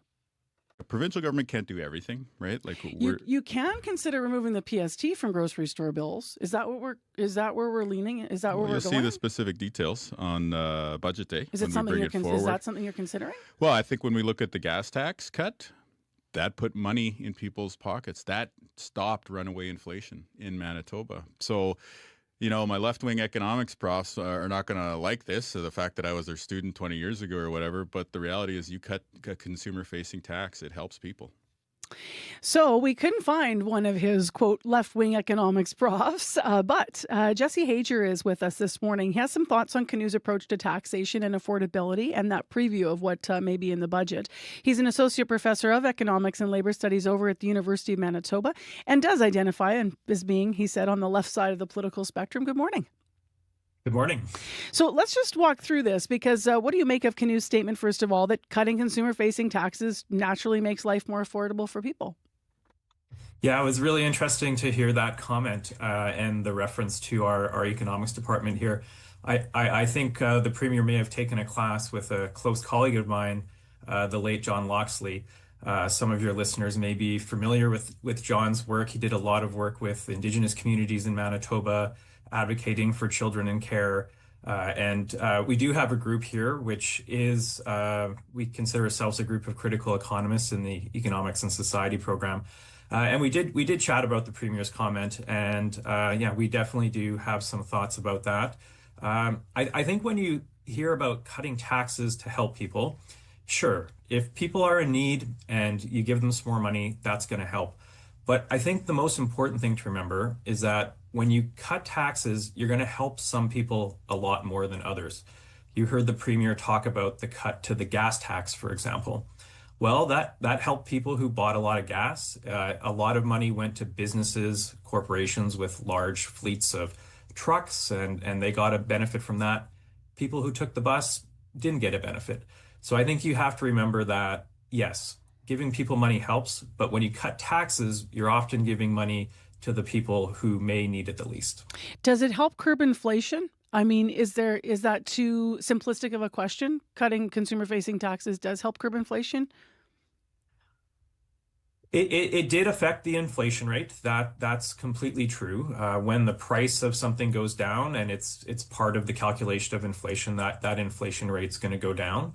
But what we saw with the gas tax cut, for example, is inflation went right back up when the gas tax was reintroduced. So you have to continue to keep those taxes down if you're going to use that as a way to control costs. And then you have to ask the question, what are you giving up for that? Right? Like, we know that giving away money means we're not going to have that money to spend on other things. We know we have a really large deficit in Manitoba right now. We know that people are struggling with getting access to healthcare. We know that there are very high needs in our school system. When we give away that money through tax cuts, we're going to lose out on the other end when we don't have money to pay for the public services we all rely on. So far we've been talking sort of in the context of gas tax because, that was mentioned. But also I want to ask you specifically about the possibility of cutting the PST on grocery bills, because that wouldn't just be drivers, versus someone on transit. That would be all of us paying PST on grocery bills. That idea is not off the table for the Premier. What's your sensibility of that and what difference that could make for people?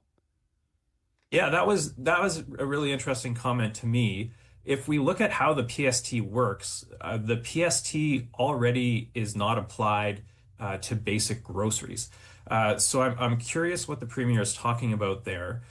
You do have some items that are bought at grocery stores that aren't considered basic groceries, that aren't exempt from the PST. So I think we would need some more details on that to really do a good analysis of what that would mean. And maybe it was just a poor example by me, to be honest, because I was the one that asked about PST on groceries. So not thinking about the fact that most of your bill is already exempt. What do you think the government could consider with the tax system to make things more affordable overall for people that they may not have considered? Or what are you seeing in other places economically that's interesting right now? Mm-hmm.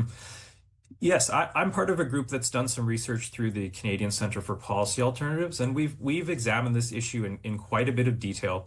We have a large number of programs and tax credits that exist in the province of Manitoba. Many of those are poorly targeted, to be honest. They're giving money to people who are doing very well. If we look at the cost of living crisis, the Parliamentary Budget Office last year did an analysis of who's really struggling with the cost of living because of the high inflation that we've seen in previous years. And it was a really interesting report because it showed that the bottom 40% of people in the income distribution, they are struggling. They did not see their incomes keep up with the cost of living, and they saw their living standards go down because of that. But what was really interesting about that report was that the top 60% of income earners are better off than they were back in 2019, despite the rise in prices. You can think of things like rising home values, stock portfolios doing really well over the last few years. When we think about where we're going to target our assistance to help people with the cost of living, my recommendation would be to focus it on those who have been hurt by the rising cost of living and haven't seen their incomes go up to compensate. We have a number of programs in Manitoba. We have a very positive rental benefit. We have social assistance programs. We have a Manitoba Child Benefit. These are all programs that are targeted based on income. If you have a really high income, you don't get the benefit. And if you're struggling more, you get more. I think those are the type of programs we should look at increasing and improving, broadening access to if we really want to help people with the cost of living who need it.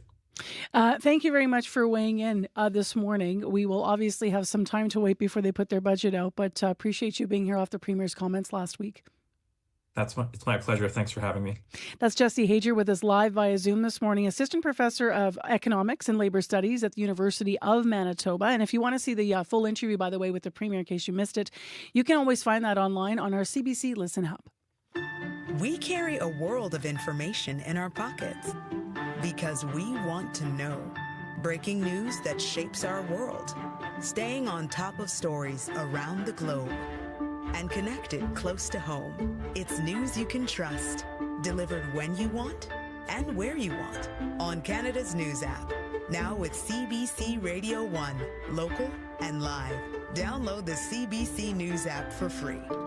7:21 a.m. the time right now. And coming up on the show at 7:40, we're going to have a bit of a preview of something on Friday. So Friday, once again, I'm really honored to be asked to MC the Light Breakfast, which is a local investment toward employment. If you want to make a date, come on down and hang out with us. It's at the beautifully restored Ukrainian Labor Temple on Pritchard, and it is Friday morning. Pancakes and supporting all kinds of different programs that Light does in our North End and in our West End. And what they do basically is help people. Their fundamental reason for being is to help people get on that employment ladder. People who otherwise wouldn't be able to get experience and such. They support all kinds of programs. Friday's breakfast, though, is to support their hamper program. And this year, they told CBC, quote, "We can feed more families insufficiently or fewer families properly," end quote.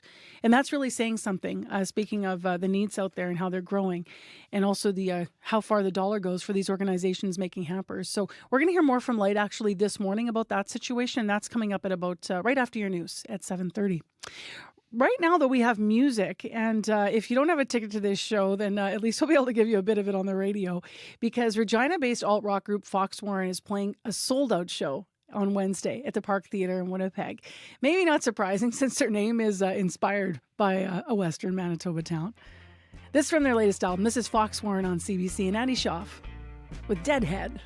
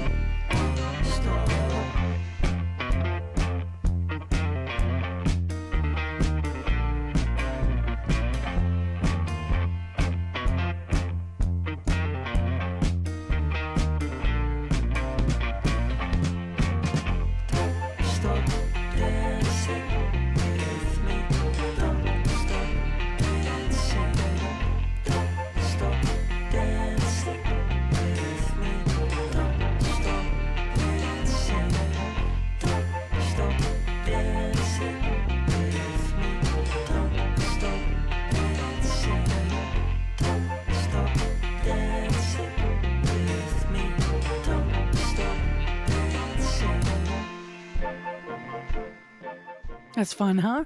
Maybe they'll play that tomorrow night. There's probably a pretty good bet. Not tomorrow night, pardon me, Wednesday night at the Park Theatre. You can catch Fox Warren with Andy Schaaf. That show, as mentioned, is sold out. That tune is Deadhead.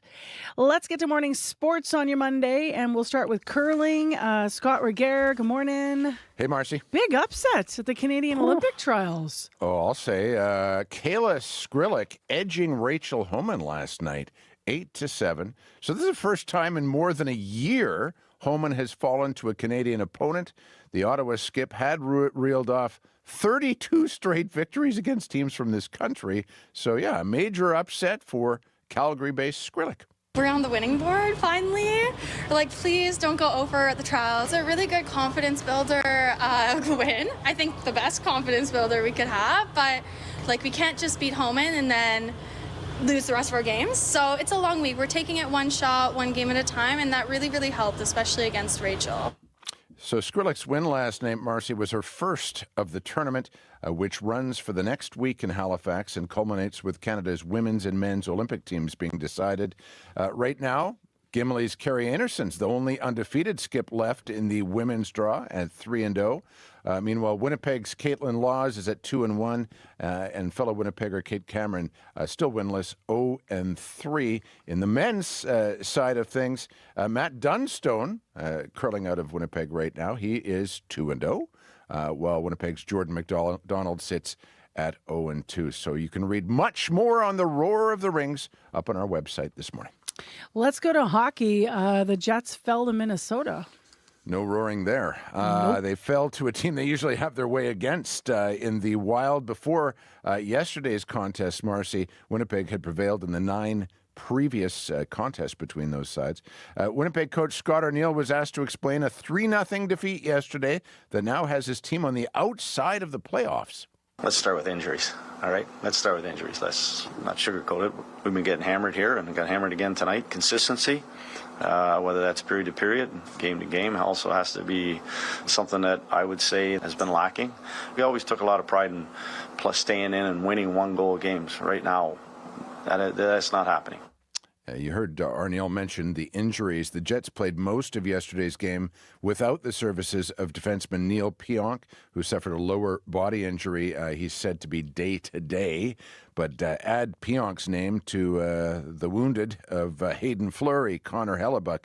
And, man, it's just been an injury-plagued season so far. So hopefully the Jets can get healthy and get back into a playoff position. Yes, please. Let's finish with basketball, where the Raptors continue their strong good play in the court, huh? Yeah, yesterday's win over Brooklyn was their 7th straight victory overall, Marcy, although it didn't come without a loss. Mississauga's R.J. Barrett landed awkwardly after a dunk in the third quarter and had to leave the game with what's being called a sprained knee. The Raptors were already missing starting center Jakob Poeltl with a sore lower back. Whether either of those guys will be available tonight for the second half of the back-to-back against Cleveland remains to be seen. But Toronto is not alone when it comes to key personnel being out. Far from it. Stars like Giannis Antetokounmpo, Anthony Davis, Victor Wembanyama have all missed time this season because of injuries. And Golden State coach Steve Kerr was asked why he thought that had taken place. We have all the data. Players are running faster and further than ever before. So we're trying to do the best we can to protect them, but we basically have a game every other night. It's not an easy thing to do. I mean, the tricky part is all the constituents would have to agree to take less revenue. In 2025 in America, good luck in any industry to agree. Come on, that's not happening. We know that. One of Kerr's own players, Draymond Green, is currently out of the Warriors lineup with a foot ailment. But something's got to give here, Marcy. All told, NBA All-Stars have missed more than 200 contests already this season because of injury or illness, which is double the total we saw at this point just 2 years ago. Maybe Kawhi was onto something with that workload management. Thank you, Scott. You betcha. That is Scott Reguera with Morning Sports. He joins us every morning here on Information Radio with his report at 7:25, which should tell you that we're getting up to news time here. The morning commute is pretty good. I will mention up north, some of the highways are a little bit snowy, so take care. If you're up around Thompson, Lynn Lake, there's also poor visibility there. And there's a caribou warning between Split Lake and Gillam. Apparently, there's a lot of animals that are crossing. So if you want to call us about any conditions here anywhere in Manitoba, 788-3093 is our commuter line. We will get into the news in a moment, and then we're going to have a full conversation later in the show after 8 o'clock with our urban columnist who's going to be talking about red light cameras. They dot our intersections in Winnipeg and all throughout the city, but do they actually make the streets safer? We have some analysis of that coming up after 8. But right now, your CBC 730 Winnipeg News. This is CBC News. Good morning. I'm Heather Wells in Winnipeg. At 7:30, it is 0, and that warmth we enjoyed over the weekend, It's pretty much done. Our cool down begins today. Mix of sun and clouds with a high of 3. The manager of an assisted living facility in Selkirk says she is heartbroken after a rash of thefts allegedly committed by a home care worker. Christina Stark manages the Woodland Courts and Cambridge House assisted living and retirement residences. She says surveillance shows the worker entering residents' rooms at odd hours or while they were away at lunch or bingo, and on days he wasn't scheduled. Stark says at least 8 residents are missing money or valuables, including wedding rings. I'm angry. I'm scared for my residents. We've changed the codes to the buildings. We've ordered more cameras. We are upping security. RCMP are investigating. The Interlake Eastern Regional Health Authority, which employs home care workers, says it can't comment on HR matters, but takes criminal activity very seriously. Seven Oaks Hospital is working to restore normal operations after a water main break over the weekend. Flooding was found in the lower level of the hospital from a water main break on Saturday night, and that prompted a full water shutdown at Seven Oaks Hospital. Dialysis appointments had to be moved. Other appointments have been rescheduled. A Winnipeg Regional Health Authority spokesperson says as of midnight, water has been restored to Seven Oaks, but it will take some time before it's fully functioning again. Anyone with appointments impacted by the water shutdown will be contacted. Rallying against a new detox facility in Winnipeg. More than 100 people outside the Manitoba legislature yesterday. They say a new detox facility at 190 Disraeli is dangerous and planning for it was rushed. The space has 20 large concrete rooms with toilets, sinks, and video surveillance. Joseph Foray, who is an advocate and former meth addict, says seeing this new facility was heartbreaking. I've been in the institutions, I've been in jails, and this was a jail. You know, there was really nothing in that space that would be conducive to me wanting to seek out treatment for recovery. Addictions Minister Bernadette Smith says in a statement, the goal of the new facility is to keep people safe during the most dangerous moments of intoxication and psychosis, and to make sure they have real support during their time there and to connect them with further services once they leave. The province is aiming to have this detox facility open by the end of the month. A political observer is surprised by the announcement for a new $100 million overpass near Carberry. 17 people were killed in a bus crash at the Trans-Canada and Highway 5 in June of 2023. Studies determined traffic volumes did not support an overpass there, and at least 4 other intersections along the Trans-Canada in Manitoba are busier and have seen more collisions in recent years. Premier Wabkanu has said the number of lives lost in the tragedy was a major factor. Christopher Adams is an adjunct professor of politics at the University of Manitoba. I was surprised at the decision, but I think from a political calculation, it might make some sense. But from an economic position, people might be challenging this. The province initially planned to overhaul the intersection with a $20 million R-cut design, but changed course following public opposition. Fresh signs this morning, Ukraine is willing to compromise on a plan to end the war. President Volodymyr Zelensky speaking by video link to a summit in Sweden today using language suggesting more flexibility. Of course, we all continue working with partners, especially the United States, and look for compromises that strengthen but not weaken us. Ukraine has been skeptical of U.S. proposals that would force it to give up land, and a U.S. plan reportedly includes a promise Ukraine would not join NATO. You can hear more on this story and other national and international news coming up on World Report at 8. An Afro-Caribbean group in Steinbach is helping Jamaicans who are still recovering from Hurricane Melissa. Volunteers at the International Reggae Afro-Latin Music and Arts Festival are collecting donations at a shipping container. They need power tools, tents, sleeping bags, sanitary products, and non-perishable food items.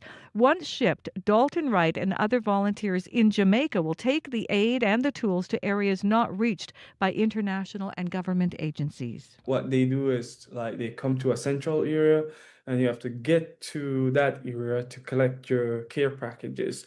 But if you're not able to actually reach there, you're going to need someone to bring it to you. That shipping container in Steinbach is at the United Church on Main Street. Another loss for the Winnipeg Jets yesterday, hosting the Minnesota Wild. The Jets were blanked 3-0. Hometown legend Jonathan Taves says he's trying to focus his energy. It's easy to get frustrated, and I think sometimes you just got to use that energy and that emotion to channel it the right way. So, like I said, I think we liked our start tonight. We just didn't sustain it. Mark Scheifele becoming the first player in Jets franchise history to play 900 games. Winnipeg embarks now on another road trip, a long one, starting Wednesday against the Washington Capitals.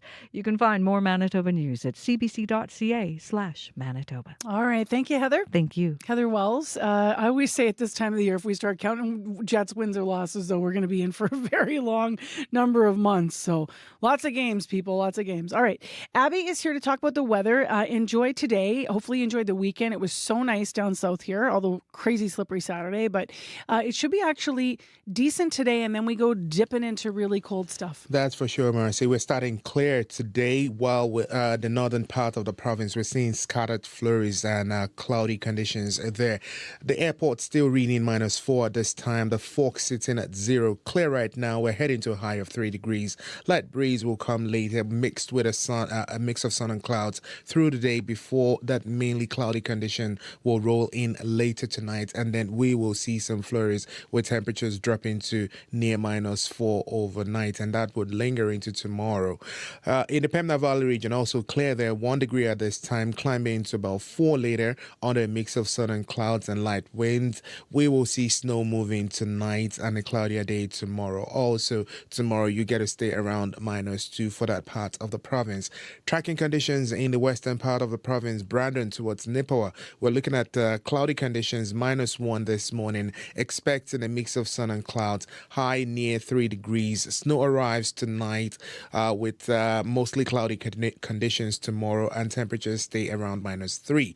The Parkland region, Dauphin towards Russell, we're looking at clear conditions and -3 at this time. It's going to be sunny today, though a cool day ahead. Your temperature will only climb to about 2 degrees before clouds begin to build overnight, and that slim chance of flurries, and another mostly cloudy day tomorrow. For the Interlake region, we're looking at a -5 in Gimli. It's clear there, heading to a high of just 1 today. A mix of sun and clouds on the way, a slim chance of flurries overnight, and then it gets cloudy. For the powerfully influenced surrounding communities, we're looking at temperatures sitting near -6 at this time. Clear skies you do have. Expect some cloud cover later with a slim chance of flurries, and highs around -4. Thompson is at -5 at this time. It's cloudy. Also expecting a slim chance of flurries. Highs would only get to about -4. While Churchill, you're going to be stuck around -5 today with that light snow falling all morning. Conditions will only stay around -5 with more light snow tonight, and then it's going to be colder tomorrow with your temperatures dipping to about -9. Right now, Winnipeg, it is clear outside, and we're sitting at 0 at the Forks. All right. Thank you, Abby. Thank you. Time to get into our morning commute details with Corey Funk. What's going on now? Yes, just got a call from Pam on the commuter line. She was on northbound McPhillips. It was right around Logan, and she said it was really backed up, and she could look ahead, looked like north about 2 blocks. That'd be kind of just, I guess, where roughly the casino is, McPhillips Street Station. Maybe north. She saw it around there. It looked like there was some flashing lights. So she just saw ahead, and she saw it's really backed up. She turned off, actually. So not too sure exactly what's going on. We're going to look into that in the news desk, and hopefully have some more details for you shortly. But other than that, so you may want to avoid northbound McPhillips today around Logan and north of that. Other than that, though, if you're up north, might be some snowy highway conditions between Thompson and Gillam, as well between Thompson and Lynn Lake. And look out for caribou crossing, says the province, right on Manitoba 501. They even show the route, actually, if you look on Manitoba 501, where the caribou are going, and it's kind of parallel to the highway, so between Split Lake and Gillam in particular. So if you see anything else going on, give me a call on the CBC commuter line, 204-788-3093. Well, next in the show, this is a bit of I'm calling it a bonus, because it's not a parenting column, but sometimes Corey will be coming to work and he'll tell me something he's doing with his kids, and I think we need to share that with listeners. So this is one of those moments where I'm like, I think online, old school people would have called it a parenting hack, but you have found a way to get your toddler to enjoy listening to what you want to listen to. Yeah. Well, okay, yeah. So every once in a love while, I'll this. just, because my kid loves music, he loves kids songs. But every once in a while, I'm like, I'm gonna see if I can sneak in a grown-up song here, because I'll throw it on, and then he'll Because you ask don't me. want to hear every kid's song Exactly, you get over kind of and fed up. over Exactly, and over. exactly. You We listen love to you, so much. kids, Yeah, but I love you, Blippy, but like, come on, buddy. And so then, I put on the other day. I put on Queen. I Want to Break Free. I want to break free. Exactly. Yeah. And then he said, "Dad, is this a kid song?" I said, yeah, totally. It's about a polar bear stuck in a cage, because he's really into stories about like T-Rexes, like kidnapping animals Did he and putting them buy in it? a cage. And he's like, yeah. And now he calls it the Polar Bear in a Cage song. And now he requests it now. Oh, I love that. Yeah, And now you get to listen to Queen and now I and get get to a break listen from to the yeah, kids stuff. it's which is great. It's timeless. So yeah, and I also played Yellow Submarine, and I just told him Yes. it's Yellow Submarine because it's essentially a kid song. And he was like, "Yeah, let's go." And That now one is sort of on the edge anyway, yeah, actually, if you listen to if it. you really right? listen to it, and now he likes to listen to it and make a fort and pretend he's in a yellow submarine. So But it's Polar Bear in a Cage is yeah. So and masterful. that's the end. Hopefully we can listen to some more Beatles, and yeah, we'll figure it out. So love it's that. starting to work. Yeah. Yeah, and you get adult music. Yeah, exactly. So everyone kind of wins. Parenting hacks. There we with Corey go. Funk. Just say it's a kid song and make something up. Bonus radio, folks. There you go. 7:41 Monday morning. I'm Marcy Marcusa with our team here at the show. Thank you so much for joining us and making us part of your day. Well, next on the program, a local nonprofit organization that works with families in our city's north and west end says they will put together 300 food hampers this year for families in need of their support. But last year, that number was more like 800. And yet the need has grown year over year. So to talk about the challenges and the complexities of doing this, Ian Roundtree is actually in studio with us. He's the executive director of LIGHT, or Local Investment Toward Employment. And we will also be talking about their fundraising breakfast that's happening at the end of the week. But I'm glad you're here, Ian. Thanks for coming. Good morning. Thanks for having me. So tell me a little bit about this. If the need is up, why fewer hampers? What have you found? You know, a lot of it is just purely resourcing and timing. Putting together hampers is a really time-intensive process. And the way that we do that, the way that we do it is focused on creating employment throughout the process. So we have to rely on the partner network that we have and what resources they've got in terms of scheduling, when we're going to do things, when it's good for them to draw in people that they can employ to do the packing and distribution of the hampers, as well as the shopping. So last year it worked out that we had two great organizations to work with. This year it looks like so far we're only going to be working with one. So really it's just a matter of like not only, you know, how good was our fundraising and how many dollars do we have to parcel out, but also what kind of work are our partners doing? Is there something that they perceive as more urgent that means that they're just not going to have the resources to be able to help us with it? You are partnered with the West Broadway Community Organization still for some of the goods. Yeah. How pervasive are the problems this year when you think about sort of the landscape of Winnipeg and the need going up, and yet, you know, a lot of nonprofits are saying that they're having challenges keeping up as well? Yeah, it's one of these things where like, what happens this year doesn't always affect this year. Sometimes it rolls over into next year. We tend to think of things like inflation and food prices as a very local thing. Like this month, prices are up by 2.2%. Last month they were up by 2.4%, and that it's a rolling average thing. Where if we in the previous year did a certain amount of fundraising and we got a certain amount of resources to dedicate to this, last year's fundraising affects this year's hamper. Got it. So you're always looking ahead. Yeah, we're always looking ahead. What's it like for families that are trying to look ahead and plan right now? How stressful is that? It's really difficult. A lot of the feedback that we've had is that it's really difficult, and it's unfortunate that like there isn't often a lot of time to tell the nuanced version of this story. When you're dealing with sound bites on the news and in big reports, people tend to absorb the easy things to absorb. For example, it's really easy to say that Stats Canada released a report recently that says food prices are up by 4%, but that's an average. So some prices have actually gone down, which is great, but then like beef and chocolate are up by 10% and coffee's up by 28%. These are huge rises. And dragging it down to 4% just, you know, you do have to look at those averages, but it doesn't really carry the nuance of the decisions that people have to make, especially with the tariff situation with the states. There's so much uncertainty in what's going to happen, and people try to plan for the future and stock up where they can. But if you're a low resource household, you can't really do the stocking up in the same way that somebody can, with pantry space can do that. I know you shared with me and with CBC, the reality is, quote, we can feed more families insufficiently or fewer families properly, end quote. What's it like having to make that decision? This is back to looking at what you can put in hampers and also factoring in food costs somewhat, I imagine. But what's it like having to make that decision?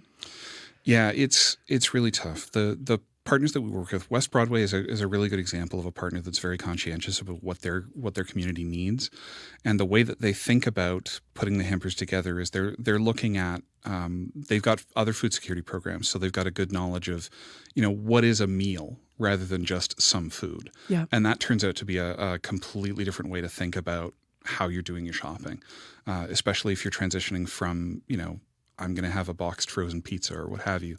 You can buy that, and it's a certain amount of dollars for a certain amount of meal value.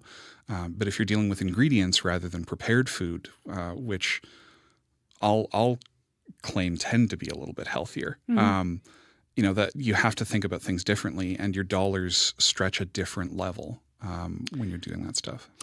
Friday is obviously the breakfast, and we'll give people the hours. I'm helping to MC, and it goes toward the hampers. But all of your work, even those who are cooking Friday, contributing to the hampers, is about employment. It's implied in your name, local investment toward employment. Trying to get people who otherwise might not have a foothold in the work world kind of on that ladder. Where are the opportunities right now for that in our community, for people to get started in employment? So it's actually been a really good year for this. Last year, I don't know if you'd remember, but we had some opportunities to do some new stuff last year, and it's less so this year because those opportunities have paid off. For example, last year we provided a seed grant to Build, which is a wonderful social enterprise, and did some work with them to figure out how they can do some temporary staffing work. And they spun up an entire subsidiary business that they're calling Scoden Staffing, which is great. But it's still construction work, but it's a different model than their normal training program. So it gives access to a completely different community of people who maybe don't fit into the training program that Build has normally, but can still do some work. How's that gone year over year then? It's been really good. I mean, their whole thing is that they want to get people into work rather than having them some people struggle with like the interview process, and they don't always do well in that kind of situation.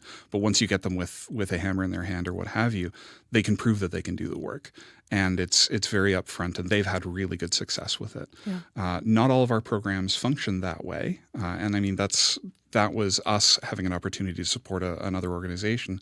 A lot of the jobs that we create are for people that may not fit into the workforce in the normal sense. These are people that are on EIA, so they've got restrictions that they're stuck with, where they don't want to run into earning too much money, so they get clawbacks, and there's a lot of math that we have to do with that. But it tends to be sort of like what can we do to help people without causing additional problems for them. And have you found more opportunities for people this year then? You said it's been a good year. Were you referring more to the success of the Scoden program? Scoden coming out of last year was quite good, and they don't need our help anymore, which is really nice. Like that's kind of always what you want, is to put people in a situation. This year we've had pretty good success with our spring job grants, which we do every year to sort of counterbalance the year against our hamper. But the bulk of the work really does happen around the breakfast and the hamper. It's 50 to 70% of our jobs every year. All right, Friday, I'm emceeing. We're going to be at the Ukrainian Labor Temple again. Give us the Coles notes of when people should show up and how they can buy tickets and support Light. So tickets are available online. It's through our website. They're $35 each. There's 2 seatings, so it's a little bit more convenient for people. We're starting our first seating at 8 a.m., the second seating at 9:30, but come and go as you please, really. The venue's wonderful. We've got a lot of capacity. We've got some great entertainment curated by Folklorama. We have three artists again, as we did last year, and it's just going to be a really fun time to see people in the community and get connected with people and see the work being done in front of your eyes. It's such a nice community kickoff to the holiday season. It's wonderful. Yeah. All right. Well, we'll see you Friday, Ian. Thank you for being in. Thank you. That's Ian Roundtree live in our studio, the Executive Director of Light. So Friday's 28th Annual Light Breakfast, maybe it's been a tradition for you, is happening, as I mentioned, at the Labour Temple at 591 Pritchard Avenue, lovely restored space, 8 to 11, those food seatings at 8 and 9:30, entertainment throughout. So you can get tickets at the door, but you can also go online, find out more about the organization as well at light, lite.mb.ca. Breaking news happens anywhere, anytime. Police have warned the protesters repeatedly, get back. CBC News brings the story to you as it happens. Hundreds of wildfires are burning. Be the first to know what's going on and what that means for you and for Canadians. This situation has changed very quickly. Helping make sense of the world when it matters most. Stay in the know. CBC News. Well, Pam has put us in the know on the commuter line. Northbound McPhillips, right around Jarvis near the casino, completely closed now. She saw emergency vehicles on scene. Not sure what's going on, but we are trying to get more information for you. Northbound McPhillips around Jarvis will be a problem. 788-3093 is the commuter line number. In Winnipeg, 0 this Monday morning. Clear sky. Our high today is going to be 3. Well, let's go to a story we've had in the news today. Reports of missing money and wedding rings at an assisted living facility in Selkirk have culminated after a family caught a care worker allegedly stealing on a motion-censored security camera. They allege he's responsible for these thefts. Now, the family who initially set up the camera did it because their loved one's a wandering risk, and they were shocked to see a staff member entering and leaving the residence starting at 2 a.m., well past the time that staff is supposed to be done for the day. Now, the employee was contracted to be at the home that day by the Interlake Eastern Regional Health Authority. He's caught on camera going into the room with a flashlight while the resident was sleeping. However, there is no footage of the care worker taking money. Christina Stark is the residence manager of the Woodland Courts Assisted Living Facility and Cambridge House Retirement Residence. She says at least 8 residents have reported missing valuables in recent months. I would say late July, early August, we had a resident whose family members came and there was money missing. We looked back on our cameras and I was able to see that this person who I had not seen before in the building had shown up on camera in our common areas. So I went and asked one of our regular home care workers if that was home care, if this person was with home care. And she said, yes, that he was.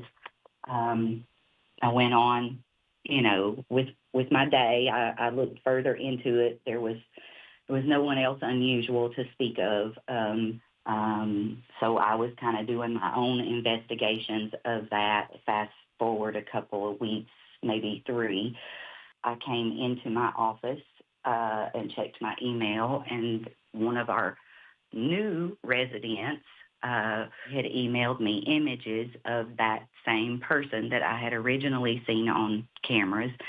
She asked if he was staff. I said, no, he was not our staff, but that he was home care.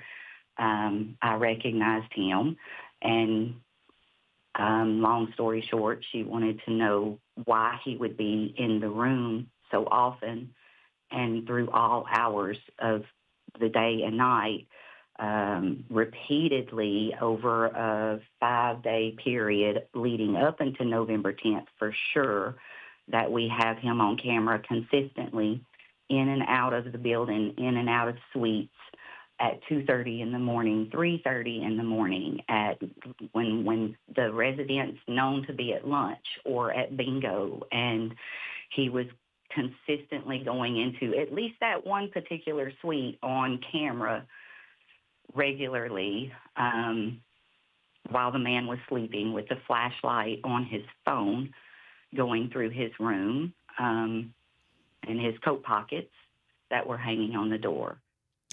And just a small correction, that employee was not contracted to be at the home that day. I misspoke and said was contracted to be there. Christina Stark there explaining what was seen on camera, residence manager of the Woodland Courts Assisted Living Facility and the Cambridge House Retirement Residence. Now, CBC's Lauren Scott spoke with Laura Tamblin-Watts about this. She's the CEO of CanAge, Canada's national senior advocacy organization. Here are some of her recommendations.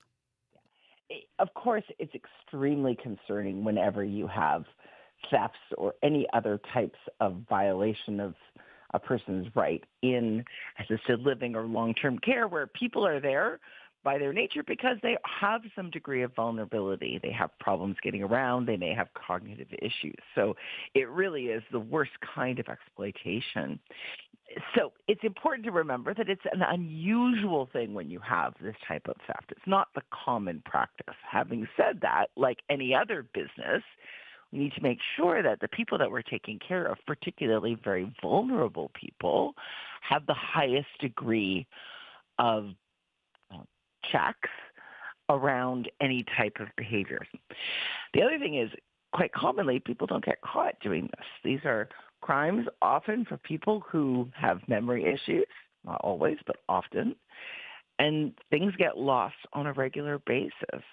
And so it's an extra helping of exploitation when not only are you taking something from somebody who's by their nature kept it in their home as their last set of possessions as the most precious things that they have, but on top of that, you're making them believe probably that they have lost it. You know, I'm wondering what sort of recommendations you would make. I think there's three things externally that we would like. The first is to make sure that vulnerable records checks are done across as many jurisdictions as possible. So sometimes you may have people from out of country that are coming in, and it's hard to get criminal records checks from their country of origin. But certainly within this country, you should be able to know that if somebody is moving around from jurisdiction to jurisdiction, that you should be able to get criminal records checks for them across the country. The second is, we think that embracing technology is important, not to the degree of exploiting people or using recording technology inappropriately, but we need to make sure that we're using good technology like monitoring devices as is appropriate so that we know who's coming in and out. And the last thing we really want to make sure people understand is that they have a safe place to keep things. So, in many hotels, for instance, you'll have a safe where you can put your objects that you're not using all the time, your important papers and so on. And I personally think it's a very good idea for assisted living or personal care homes, whenever you're living in a congregate place, to have some type of individual location in your own suite where you can keep those important things safe. That was Laura Tamlin-Watt, CEO of CanAge, Canada's national senior advocacy organization. She was speaking there with CBC's Lauren Scott over the weekend. CBC did reach out to the Interlake Eastern Regional Health Authority to ask if the employee in question is still working or on leave. They said in an email statement that they're, quote, unable to comment on HR matters, end quote. If you want to read about this, please go online. Right now, let's get an update on news from Heather Wells. Good morning. Well, rallying against a new detox facility in Winnipeg, more than 100 people outside the Manitoba legislature yesterday. They say a new detox facility at 190 Disraeli is dangerous and planning for it was rushed. A political observer is surprised by the announcement for a new $100 million overpass near Carberry. That's where 17 people were killed in a bus crash at the number 1 and Highway 5 in 2023. Studies, though, determined traffic volumes didn't support an overpass there, and at least 4 other intersections along the Trans-Canada in Manitoba are busier and have seen more collisions in recent years. We'll hear more in our next local news coming up at 8:30. It's 0, a high today of 3, mix of sun and cloud. Jarvis and McPhillips, there's an issue there northbound right around the casino. Apparently it's completely closed. Call us if you have an update on what's happening. 788-3093. Still ahead, we are going to check in with the city to find out how the first week of the encampment bylaw has been going. And we have a whole article about red light cameras.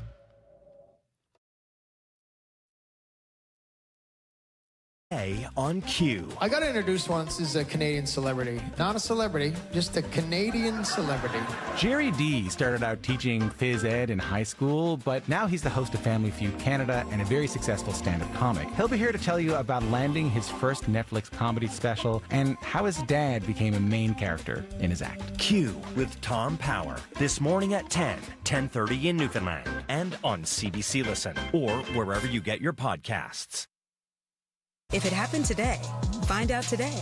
Get late-breaking news from reporters across the country, straight to your mobile device. Customize your experience with news from your region. CBC News has got you covered. Connect to the world. Download the free CBC News app or visit cbcnews.ca. This is World Report.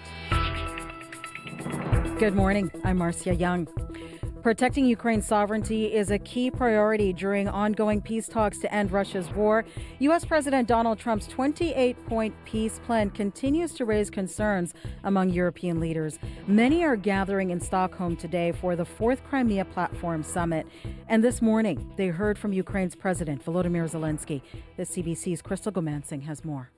Putin wants legal recognition for what he has stolen. In a video address from Ukraine, President Volodymyr Zelensky said if Russian President Vladimir Putin gets what he wants in an effort to end the war, then every country is at risk. Global fear that war, not peace, could again become humanity's everyday reality, as in darker times. Zelensky met with multiple leaders over the weekend in an effort to steer the U.S. towards what he says is a dignified peace for Ukraine. Parts of the 28-point peace plan were leaked last week, which included Russia being granted land in the east, including areas it has not managed to take militarily, and restrictions on the size of Ukraine's army. Essentially a tethered goat, a juicy target. Alex Younger is the former head of the British intelligence service MI6. He says Ukraine clearly can't sign the deal floated last week, but is curious to see if there's enough there to allow all sides to move forward. The strength of the security guarantees is in exact proportion to Ukraine's willingness to make concessions. Following talks in Geneva this past weekend, a joint statement was released saying the two sides would continue to work together and drafted a refined peace framework. The Kremlin spokesperson Dmitry Peskov says Moscow has not received any information. Crystal Gomansing, CBC News, London. The Trump administration is about to add Venezuela's Cartel de los Soles to its list of foreign terrorist organizations, and that could have serious ramifications for Venezuelan President Nicolas Maduro. The United States says he is tied to the organization. The CBC's Willie Lowry is in Washington. And Willie, what do we know about this group, Cartel de los Soles? First, that it's not a cartel, at least in the way many might think. The term refers to military and government officials within the Venezuelan regime who are corrupt and involved in illegal activities. The name first surfaced in the early 1990s as a reference to the sons on the epaulets of high-ranking generals. The U.S. has long accused Venezuelan President Nicolas Maduro of corruption and views him as the leader of what it refers to as Cartel de los Soles. In a statement ahead of the foreign terrorist organization designation, Secretary of State Marco Rubio accused the cartel of being, quote, responsible for terrorist violence throughout our hemisphere as well as trafficking drugs into the United States and Europe.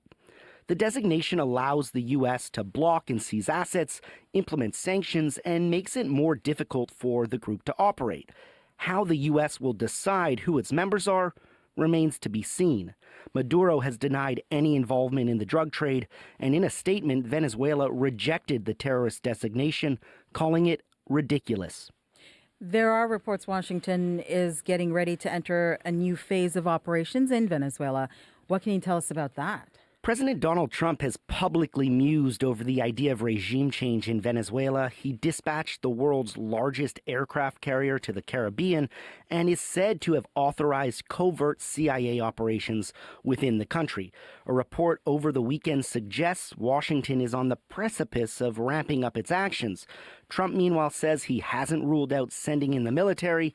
Since September, the U.S. has launched at least 21 strikes on alleged drug boats in the Caribbean, killing an estimated 83 people.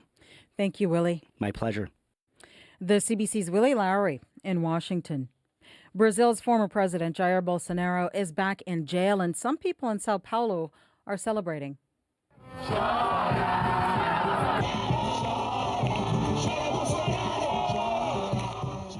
Dozens of people sang and marched in the streets yesterday. They carried a giant inflatable of Bolsonaro in prison stripes. And they carried signs that said they were opposed to the former president being granted amnesty. Bolsonaro had been under house arrest, but on Saturday, a judge ordered him to be detained. He had tampered with his ankle monitor. Bolsonaro told the court he wasn't trying to escape. He claimed he was hallucinating. There was a wire inside the monitor. A senior federal government source tells CBC News Prime Minister Mark Carney and Alberta Premier Danielle Smith are expected to sign an agreement on Alberta's energy sector on Thursday. But at this point, the source says that date is still subject to change. There is still plenty of pipeline opposition in British Columbia. Beneat Brach takes us through some of the concerns.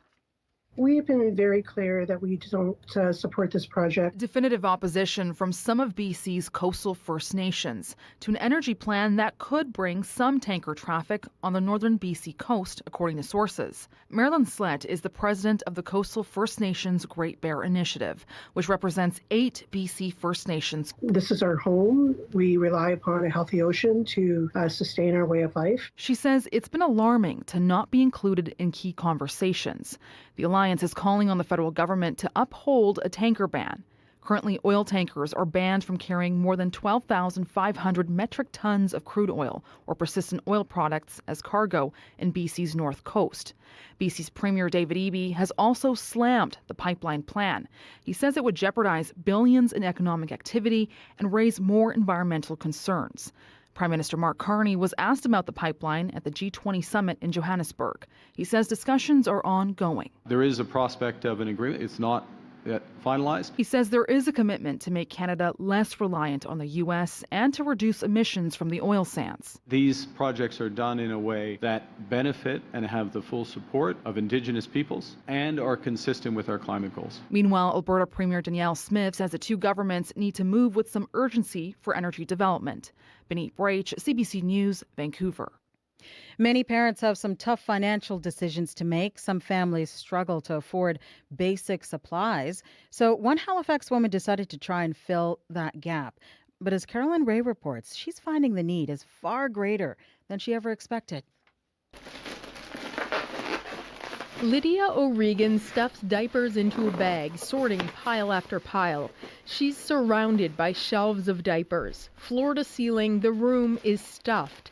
This is the Halifax Diaper Bank. It's also her bedroom. I am doing pickups and deliveries all day, every day when I'm not working my full-time job. O'Regan started the Halifax Diaper Bank just 3 months ago. She wanted to donate her own leftover supply, but couldn't give it to charities because the bags were open.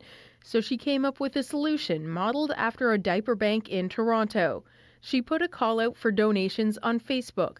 Within days, it spiraled. I've heard of women using pillowcases and towels and just doing the best that they can to get to payday. Across the country, charities have heard a growing call for basic baby supplies. Statistics Canada says the cost of formula has gone up by 30% in the last 2 years alone. Rita Claire LeBlanc experienced the sticker shock of becoming a parent when she had her baby last year.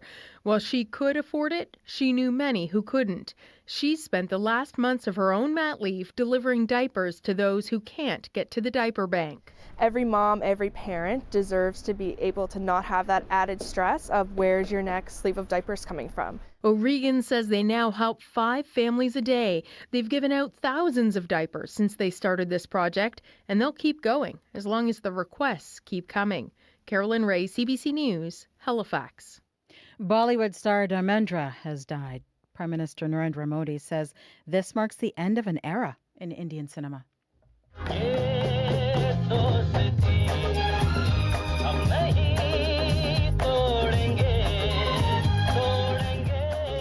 Throughout his career, Dharmendra appeared in more than 300 films. He played the larger-than-life hero, patriotic and fearless. And he was a charmer in romantic films. Fans loved him. Girls were known to sleep with pictures of him under their pillow. And he was constantly on lists of the world's most handsome men. Dharmendra died today in Mumbai. He was 89 years old.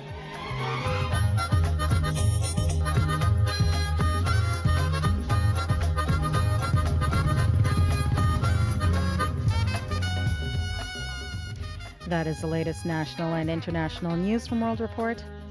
I'm Marcia Young.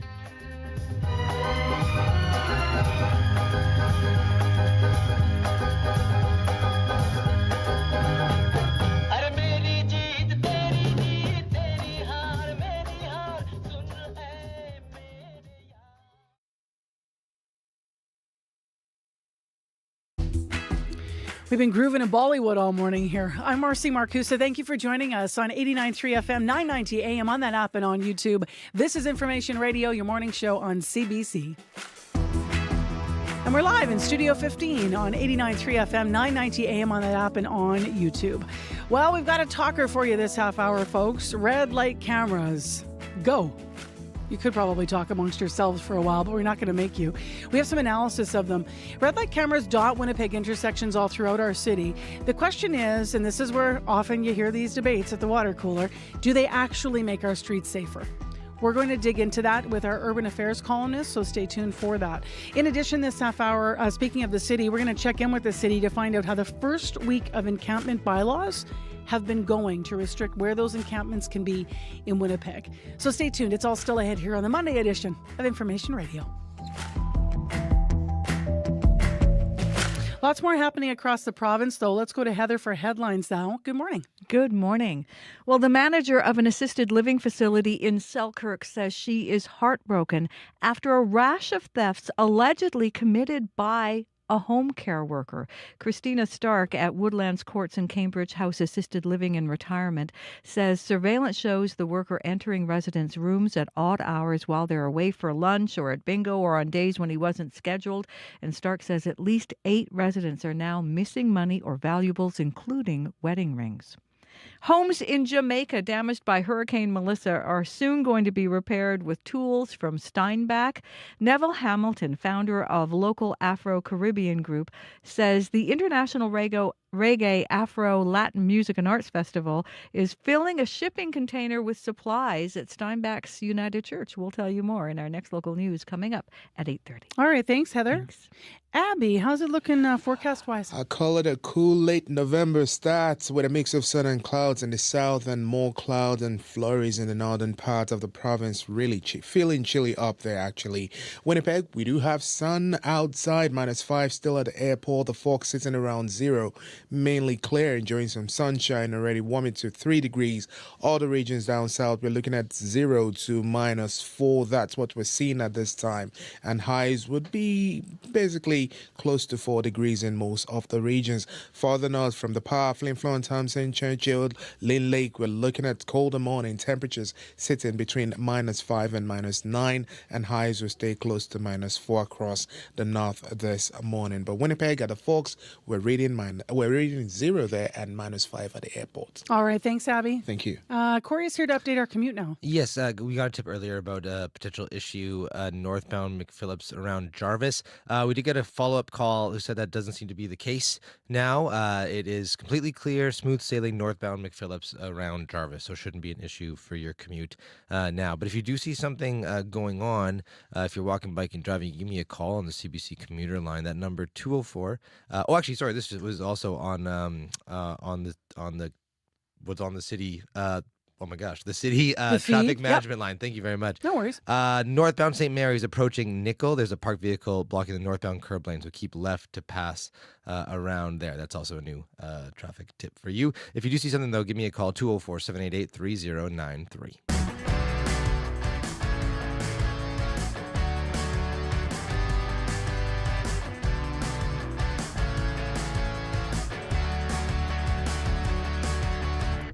It is 8:13, and as I mentioned, let's talk red light cameras. Photo radar at intersections is what they're actually called.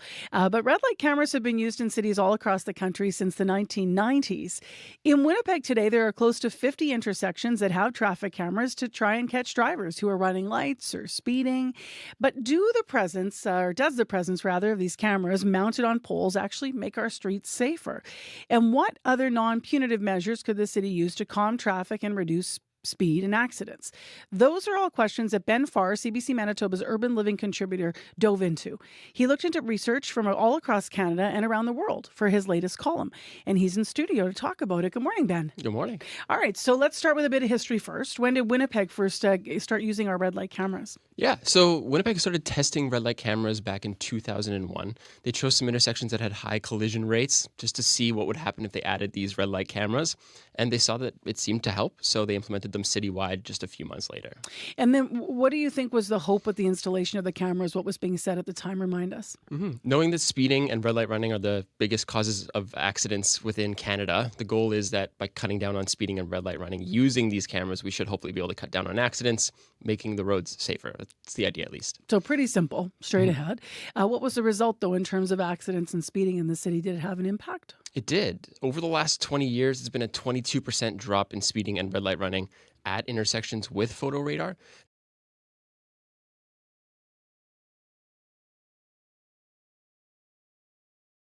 Data on the actual accident rates at these intersections, but you would assume that if it does come down, it should help.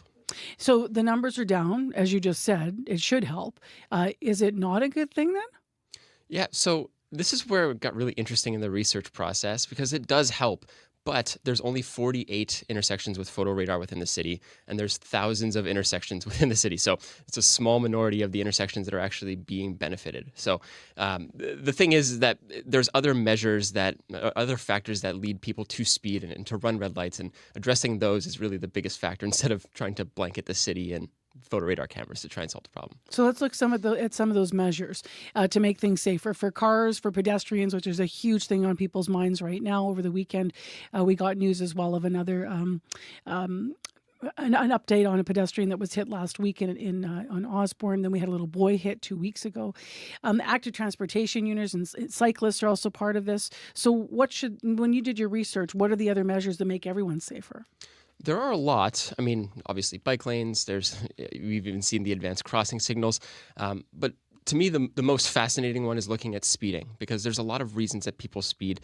One of the most notable ones is that wide open spaces or large lanes encourage people to go faster on the roads, especially when there's no signals, there's no barriers. So even small things to constrict the roads, to kind of constrict that viewpoint and get drivers to pay attention can cause them to slow down, especially at intersections. Adding in barriers to restrict those lanes can be a huge help. Even planting trees can help to get drivers to slow down. So you mean barriers that would make the lanes skinnier, so people are actually like, oh, I'm tight in here, this is annoying, but you're going slower. Yeah, there's actually a great example of that on Cambridge. I saw that they added that on Cambridge Street, just constricting the intersections towards constricting the roads and the lanes towards the intersections just gets you to pay attention in that zone where there is the danger. Remind us what Vision Zero is, because you also talk about this in your piece. Yeah, it's a road safety initiative that was started in Sweden back in the 90s. Kind of flips the way we look at road safety on its head. Instead of trying to punish drivers exclusively, we look at collisions and specifically road fatalities to see what happened, what was the cause, and we use that information, we use that data to improve our roads. It's a constant evolution of safety with the end goal in mind of getting to zero road fatalities down the line. And if I recall correctly, this has been championed in Winnipeg by a number of different councillors, Vision Zero, but it's not necessarily been adopted in our city, and it's not measurable here yet, I don't think. Not that I know of. I have heard some talk. I think it would be great to implement. We have seen data from other cities that show it does help, so it would be great. So let's talk about that. What have you learned from other places? Ottawa, Toronto, and Sweden, as you just alluded to. What does it look like in those places to make their streets safer for everyone? Yeah, so Toronto specifically, just pulling that, I guess, as a data point, they implemented Vision Zero in 2016. Since then, they've seen their road fatalities cut in half. And it can be very small changes that make a huge impact. Things that we've heard for years, like bike lanes, for example, helps to make cyclists safer, but also prevents drivers from having to coexist in these spaces, which can be dangerous for the cyclists. But even things like raised intersections, raising up those intersections that gets the drivers to pay attention, huge help as well. I don't know what a raised intersection means. Just imagine like a speed bump, but the entire intersection is raised. Just a little bit of an elevation, not to the extent of a speed bump, but a little bit to get them to pay attention, get the pedestrians and cyclists to be more evident. So you're going along and all of a sudden you're going to feel the car going up. Or actually at CBC here, when you walk in the newsroom, there's a bit of a hill. It's subtle, but if you're walking, you notice it. So that's the kind of same principle. Yeah. Getting you to pay attention. So when you look at Vision Zero, just back before you go this morning, how are we already implementing some of the principles of it, if not, en masse? Mm-hmm. I have to say, being a citizen of Winnipeg, you can see some changes that are actually happening. My favorite is the advanced walk signal, where the pedestrians and cyclists get to go before the drivers so that any turning drivers get to see those pedestrians. They're very clear, very obvious. It's a huge step forward. And also even testing the scramble crossing in the Exchange District, where all pedestrians can cross at the same time, any direction, completely separate from drivers. I think those are great steps. But ultimately, it's just a constant evolution, trying to see what works, looking at the data, and constantly evolving our roads to make them safer. So great progress, and I think if we continue, it'll only get better. Thanks for being here this morning to give us a glimpse at your column. Yeah, thanks for having me. That is Ben Farr, CBC Manitoba's urban living commentator. His next column, by the way, is going to explore a unique attribute of Winnipeggers when it comes to the evolution of our city. Why does it seem like we're so adverse to change? That's a good question. If you want to read more, though, about this column and his series that he calls My Hometown, including a great video, you can check it out on our website at cbc.ca/Manitoba, and you can also weigh in yourself at 788-3205. I'm Suresh Das. I've spent my career writing about the local favorites that make Canada's food scene truly unique. I bit into a chili. Woo! From vibrant street food to comforting traditional dishes. The most important ingredients in jollof rice, love. To innovative, personal twists. Butter chicken lasagna. Butter chicken lasagna. That's what made it all happen. I believe every bite tells a story. Now, I want to share those stories with you. New series Locals Welcome with Suresh Das. Watch free on CBC Gem. Well, speaking of things changing in our city, it's been a week now since Winnipeg's new bylaw about encampments went into effect. So the new rules here prohibit encampments within 50 meters of schools, playgrounds, daycares, and skating rinks, for example. Also not permitted within 30 meters of transit shelters, bridges, docks, and similar public facilities. Now, crews cleared out a long-standing encampment at Pacific Avenue in Ellen, another behind the Montana's restaurant over on Empa Street near Omans Creek. That was also dismantled. Both after outreach workers helped the residents relocate, they say, into housing. Now, Greg McPherson is the city's acting manager for community development. CBC's Mike Arsenault spoke with him all about this late last week. I feel confident in the outreach teams. This is their level of expertise, their area of expertise. The outreach teams know what they're doing. Main Street Project is doing very good work for us. They go in, they make those contacts, they have that communication, they explain things, I hope very well. I'm assuming they're doing as good a job as anyone could in this city.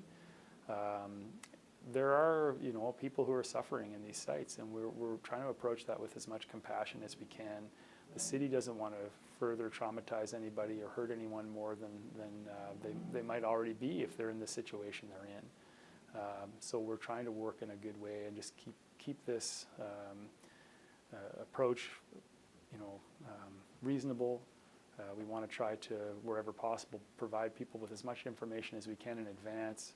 Work with them. If timelines need to be adjusted, we'll adjust the timelines. I don't think we want to go in and make things worse for anybody. We're trying to find housing for people, or at least a shelter option. We do have, though, a very cold winter coming. It's been slow to come, but it's coming. And we know that shelter is going to be a better option for people. Housing will be a much better option for everyone in these encampments compared to where they currently are. And just to be clear, everybody in those encampments, either by the outreach officers or by the city bylaw officers, everybody there is being offered the option of housing or shelter. We won't move anyone without offering housing, yeah. Okay. And has everybody been at these encampments this week? Specifically, there's one on Ellen, and I think there's some others. And then now the Granite one looks to be, because I saw the signage there, I think that's going to be one of the next ones, I believe even today. No, we didn't do any enforcement there. It's a complicated site. So there's multiple structures on that site. There's I think as many as 15 people there. We have made contact through Main Street Project. We have put up some signage, and I believe our bylaw representatives have spoken to some of the people on that site. Our hope, again, will be to always ensure that we have shelter options for people before enforcement happens. So we are working on that. That's a very important site for us. We know that the impact of that site is significant. There's a lot of debris at that site. We want to try to work with people there to mitigate the situation before the freeze, because if we don't, we know in spring a lot of that material will end up in our waterways, and we don't want that. So even just today, we've been meeting very closely with the province to ensure that where there are available units, that we're prioritizing sites like that and trying to move them out as quickly as we can, but as respectfully and carefully as possible. Okay. And kind of before we were chatting here, you kind of mentioned, we're learning as we go. So can you talk to me about what you've learned this week, and what's working, what hasn't, and how learning on the job has been this week? Sure. Well, there's a lot of moving parts. So honestly, this is a really complicated situation.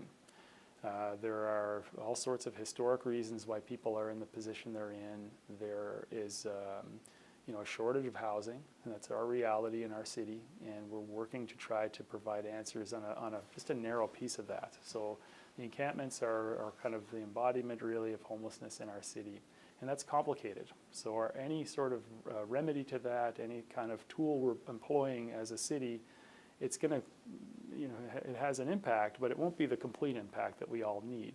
Ultimately, we need housing.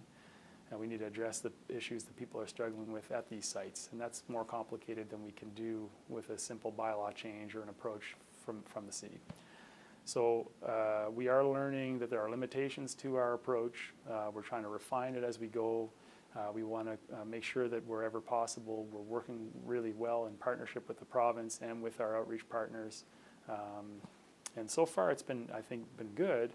Some of the issues we've run up against are just that if we don't have enough shelter beds, if we don't have enough units to offer people, then we have to take that a little bit slower than maybe we would like to. But it's happening, I think, very slowly and methodically. We're going to be working to be sure that some of these sites, these priority sites that Council have identified, will be remediated over the coming weeks and months. Okay. Do you have a timeline on that granite one, when you think that one might be turned? I don't. So that might be one that if you ask me this time next week, I think we'd have a clear answer for you. But again, the number of units that would be required for that site is fairly substantial. We want to be sure to make people those good offers and have something in hand when we visit them and ask them to move on. We want to be able to support them in that move. So I think that's it's more complex than I wish it was. So the answer has to be a little more complex than maybe you would like. No, the answer is the answer. Yeah. Even if it's complex, this is a complex issue. Yeah. But you did kind of make first contact, and those people are sort of knowing that this is happening. But it's like you said, it's going to take a bit of time. That's correct. Yeah, and we need to work with our outreach providers to be sure that the timelines are well understood. We don't want to surprise anybody. There's people living in these spaces that are already having challenges in their life. They don't also need us to be surprising them. So I think that's the goal, is to be communicative, be clear with the people there, with the neighbors as well. There's an expectation too, and it's a strong one. A very important piece of this is that these are not easy neighbors, right? They're not easy places to live next door to, and we understand that. This is a complex problem. We want to be sure that we're supporting these neighborhoods and these communities to have access to their public sites, and so it's a balance for us. We want to be sure to be moving as quickly as we can, as carefully as we can, and really taking into account that there's a lot of different opinions, different perspectives, and really honoring all of them is challenging, but I feel like this week was a good start. So that was CBC's Mike Arsenault in conversation with Greg McPherson, who's the head of the city's who is with the City of Winnipeg. He is their acting manager for community development. And they were in conversation late last week. That was, of course, after the first full week of the city's new bylaw about encampments and where they can be and where they can't be.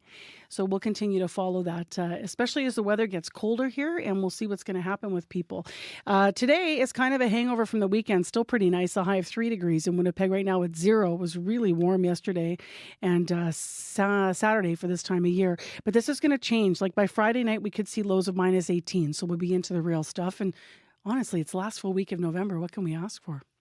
Let's get to something really politically interesting, because that is the subject of Marjorie Dowhouse's calling question today on Radio Noon, and she's popped into the studio. Hi. Hi, Marcy. Well, we're going to be talking to a Brandon City councillor earlier in the show. The question has come up, should councillors be full-time? Brandon doesn't have full-time councillors. Some of the bigger cities, their council is full-time, but not in Brandon and a lot of smaller communities. The only full-time role there is the mayor. So we're going to ask you during the call-in, should these council positions be full-time? Should your town or city council be full-time? We want to hear from you. Join the conversation after 12:30 on Radio Noon. Because for a lot of, if you've grown up in a small town or a small community, you know that for a lot of these councillors, even the mayor or the reeve, they've got another job. Right? So some of these positions are not full-time. So we want to hear from you. And then if they are, I guess it'll be interesting to hear from callers, like at what level should they move to full-time? Should it be based on population, or should it be based on something else? Or should you have, a few of them full-time and then some other ones maybe part-time? So you'll have a lot of people too that have been counselors. That'll be, hopefully we'll weigh in too. Yeah, we'd like to hear from you. So definitely give us a call. All right. Thanks, Marge. Thanks, Marcy. So that's between 12:30 and 1, Radio Noon. That's the call-in portion of the show. If you want to leave a message now, 788-3797. If you're one of those busy counselors that has two jobs, maybe if you can't make the live conversation, you can call now. If you do want to call us in the morning commute, just a reminder heading into news time, 788-3093. Nothing major right now to report. Your news is next. This is CBC News. Good morning. I'm Heather Wells in Winnipeg at 8:30, still stuck at 0. We're not going to enjoy the kind of warmth we had over the weekend. Our temperature starting to cool down, a high of 3 under a mix of sun and clouds today. The manager of an assisted living facility in Selkirk says she is heartbroken after a rash of thefts allegedly committed by a home care worker. Christina Stark manages the Woodland Courts and Cambridge House assisted living and retirement residences. She says surveillance shows the worker entering residents' rooms at odd hours or while they were away at lunch or bingo, and on days he was not scheduled to work. Stark says at least 8 residences are missing money or valuables, including wedding rings. I'm angry. I'm scared for my residents. We've changed the codes to the buildings. We've ordered more cameras. We're upping security. RCMP are investigating 3 reports of theft since November 11th, but no arrests have been made. The Interlake Eastern Regional Health Authority, which employs the home care workers, says it cannot comment on HR matters. Rallying against changes to a Manitoba law. More than 100 people outside the Manitoba legislature yesterday upset about the new law allowing highly intoxicated people to be detained for up to 72 hours. Monica Ballantyne says the new detox facility isn't the right solution. She wishes the public had more opportunity to weigh in on the new law than it was given. They did all the consultation for the safer consumption site. They didn't get the buy-in that they hoped for. So my opinion, and this is my opinion, is they rushed this. They didn't do the community consults because who was going to buy in? Health officials say the facility will offer more health supervision and connection to addiction treatment than existing spaces. Seven Oaks Hospital is working to restore normal operations after a water main break over the weekend. Flooding was found in the lower level of the hospital Saturday night, prompting a full water shutdown. Dialysis appointments had to be moved and rescheduled. A WRHA spokesperson says as of midnight, water has been restored to Seven Oaks, but it will take some time before it is fully functioning. The site of the deadly Carberry bus crash at the Trans-Canada and Highway 5 is getting a new overpass despite more collisions elsewhere. Studies found at least 4 other intersections along the Trans-Canada in this province are both busier and have seen more crashes in recent years. David Boziak is the mayor of Dauphin, where most of the crash victims lived. The province said they would listen. They did listen. What they heard was contrary to what the engineers or the experts were telling them. Yet I think, given the emotion related to this situation, that's a decision they made, and I'm good with it. The Premier has said the magnitude of the June 2023 tragedy and the number of lives lost were major factors in the government opting for that $100 million overpass. Ukrainian President Volodymyr Zelensky says he won't accept any peace plan with Russia unless it includes Moscow being held responsible for starting the war. If not, Zelensky says other wars will follow. Global fear that war, not peace, could again become humanity's everyday reality, as in Dhaka time. That was via video link. Zelensky addressing European diplomats in Sweden today. Over the weekend, Zelensky held talks with U.S. officials who have drafted a 28-point peace plan. Zelensky's concerned the plan would reward Russia with territory illegally seized over the course of the war. As well, he's against a Russian demand that would limit the size of the Ukrainian military. Homes in Jamaica damaged by Hurricane Melissa will soon be repaired with tools from Steinbach. Neville Hamilton is founder of local Afro-Caribbean group, the International Reggae Afro-Latin Music and Arts Festival. They're filling a shipment container with supplies at Steinbach's United Church.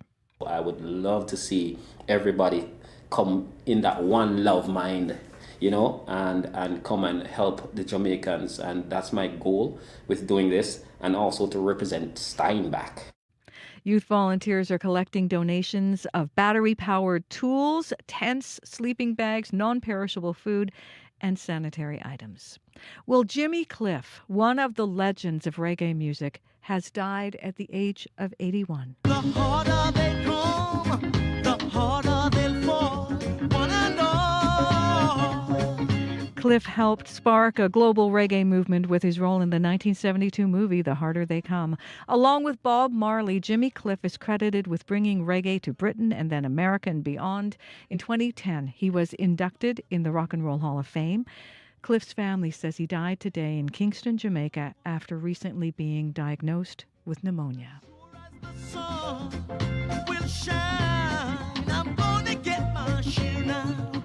Jimmy Cliff, 81. You can find more news updated throughout the day. All you have to do is head to cbc.ca/Manitoba. All right. Thank you very much, Heather. Thank you. Let's have a last look at our morning commute with Corey Funk. Northbound St. Mary's just approaching Nickel. There's a parked vehicle blocking the northbound curb lane there, so keep left to get around that. All right. Thanks, Corey. Thank you. And Abby, what do we have to say about the weather? A mix of sun and clouds in the south, and we're warming up to about 3 to 4 degrees for most regions down south, while up north we're going to see temperatures hold steady around -4. All right, thanks, Abby. Thank you. I have Jimmy Cliff. I can see clearly now in my head. Such a good song. Let's give some thanks here to the folks that worked on the program today. So today, Jenna Badasso, Robin Summerfield, and Shanalee Vidal, as well as Joni Nicolo, Megan Ketchison, and Heather Wells in our news department, and our Studio 15 live team, Corey Funk, Abby Adeyemi, and Darren Marash. Leif Larson is a senior producer of audio at CBC Manitoba. Nellie Gonzalez is the show's producer. And thanks to you for listening. We are here for you and with you. I'm Marcy Marcusa. Thanks so much for being with us. And we'll talk to you again tomorrow right here on CBC Information Radio, 89.3 FM, 990 AM on the app and YouTube. The Currents coming up next with Matt Galloway. Stick around.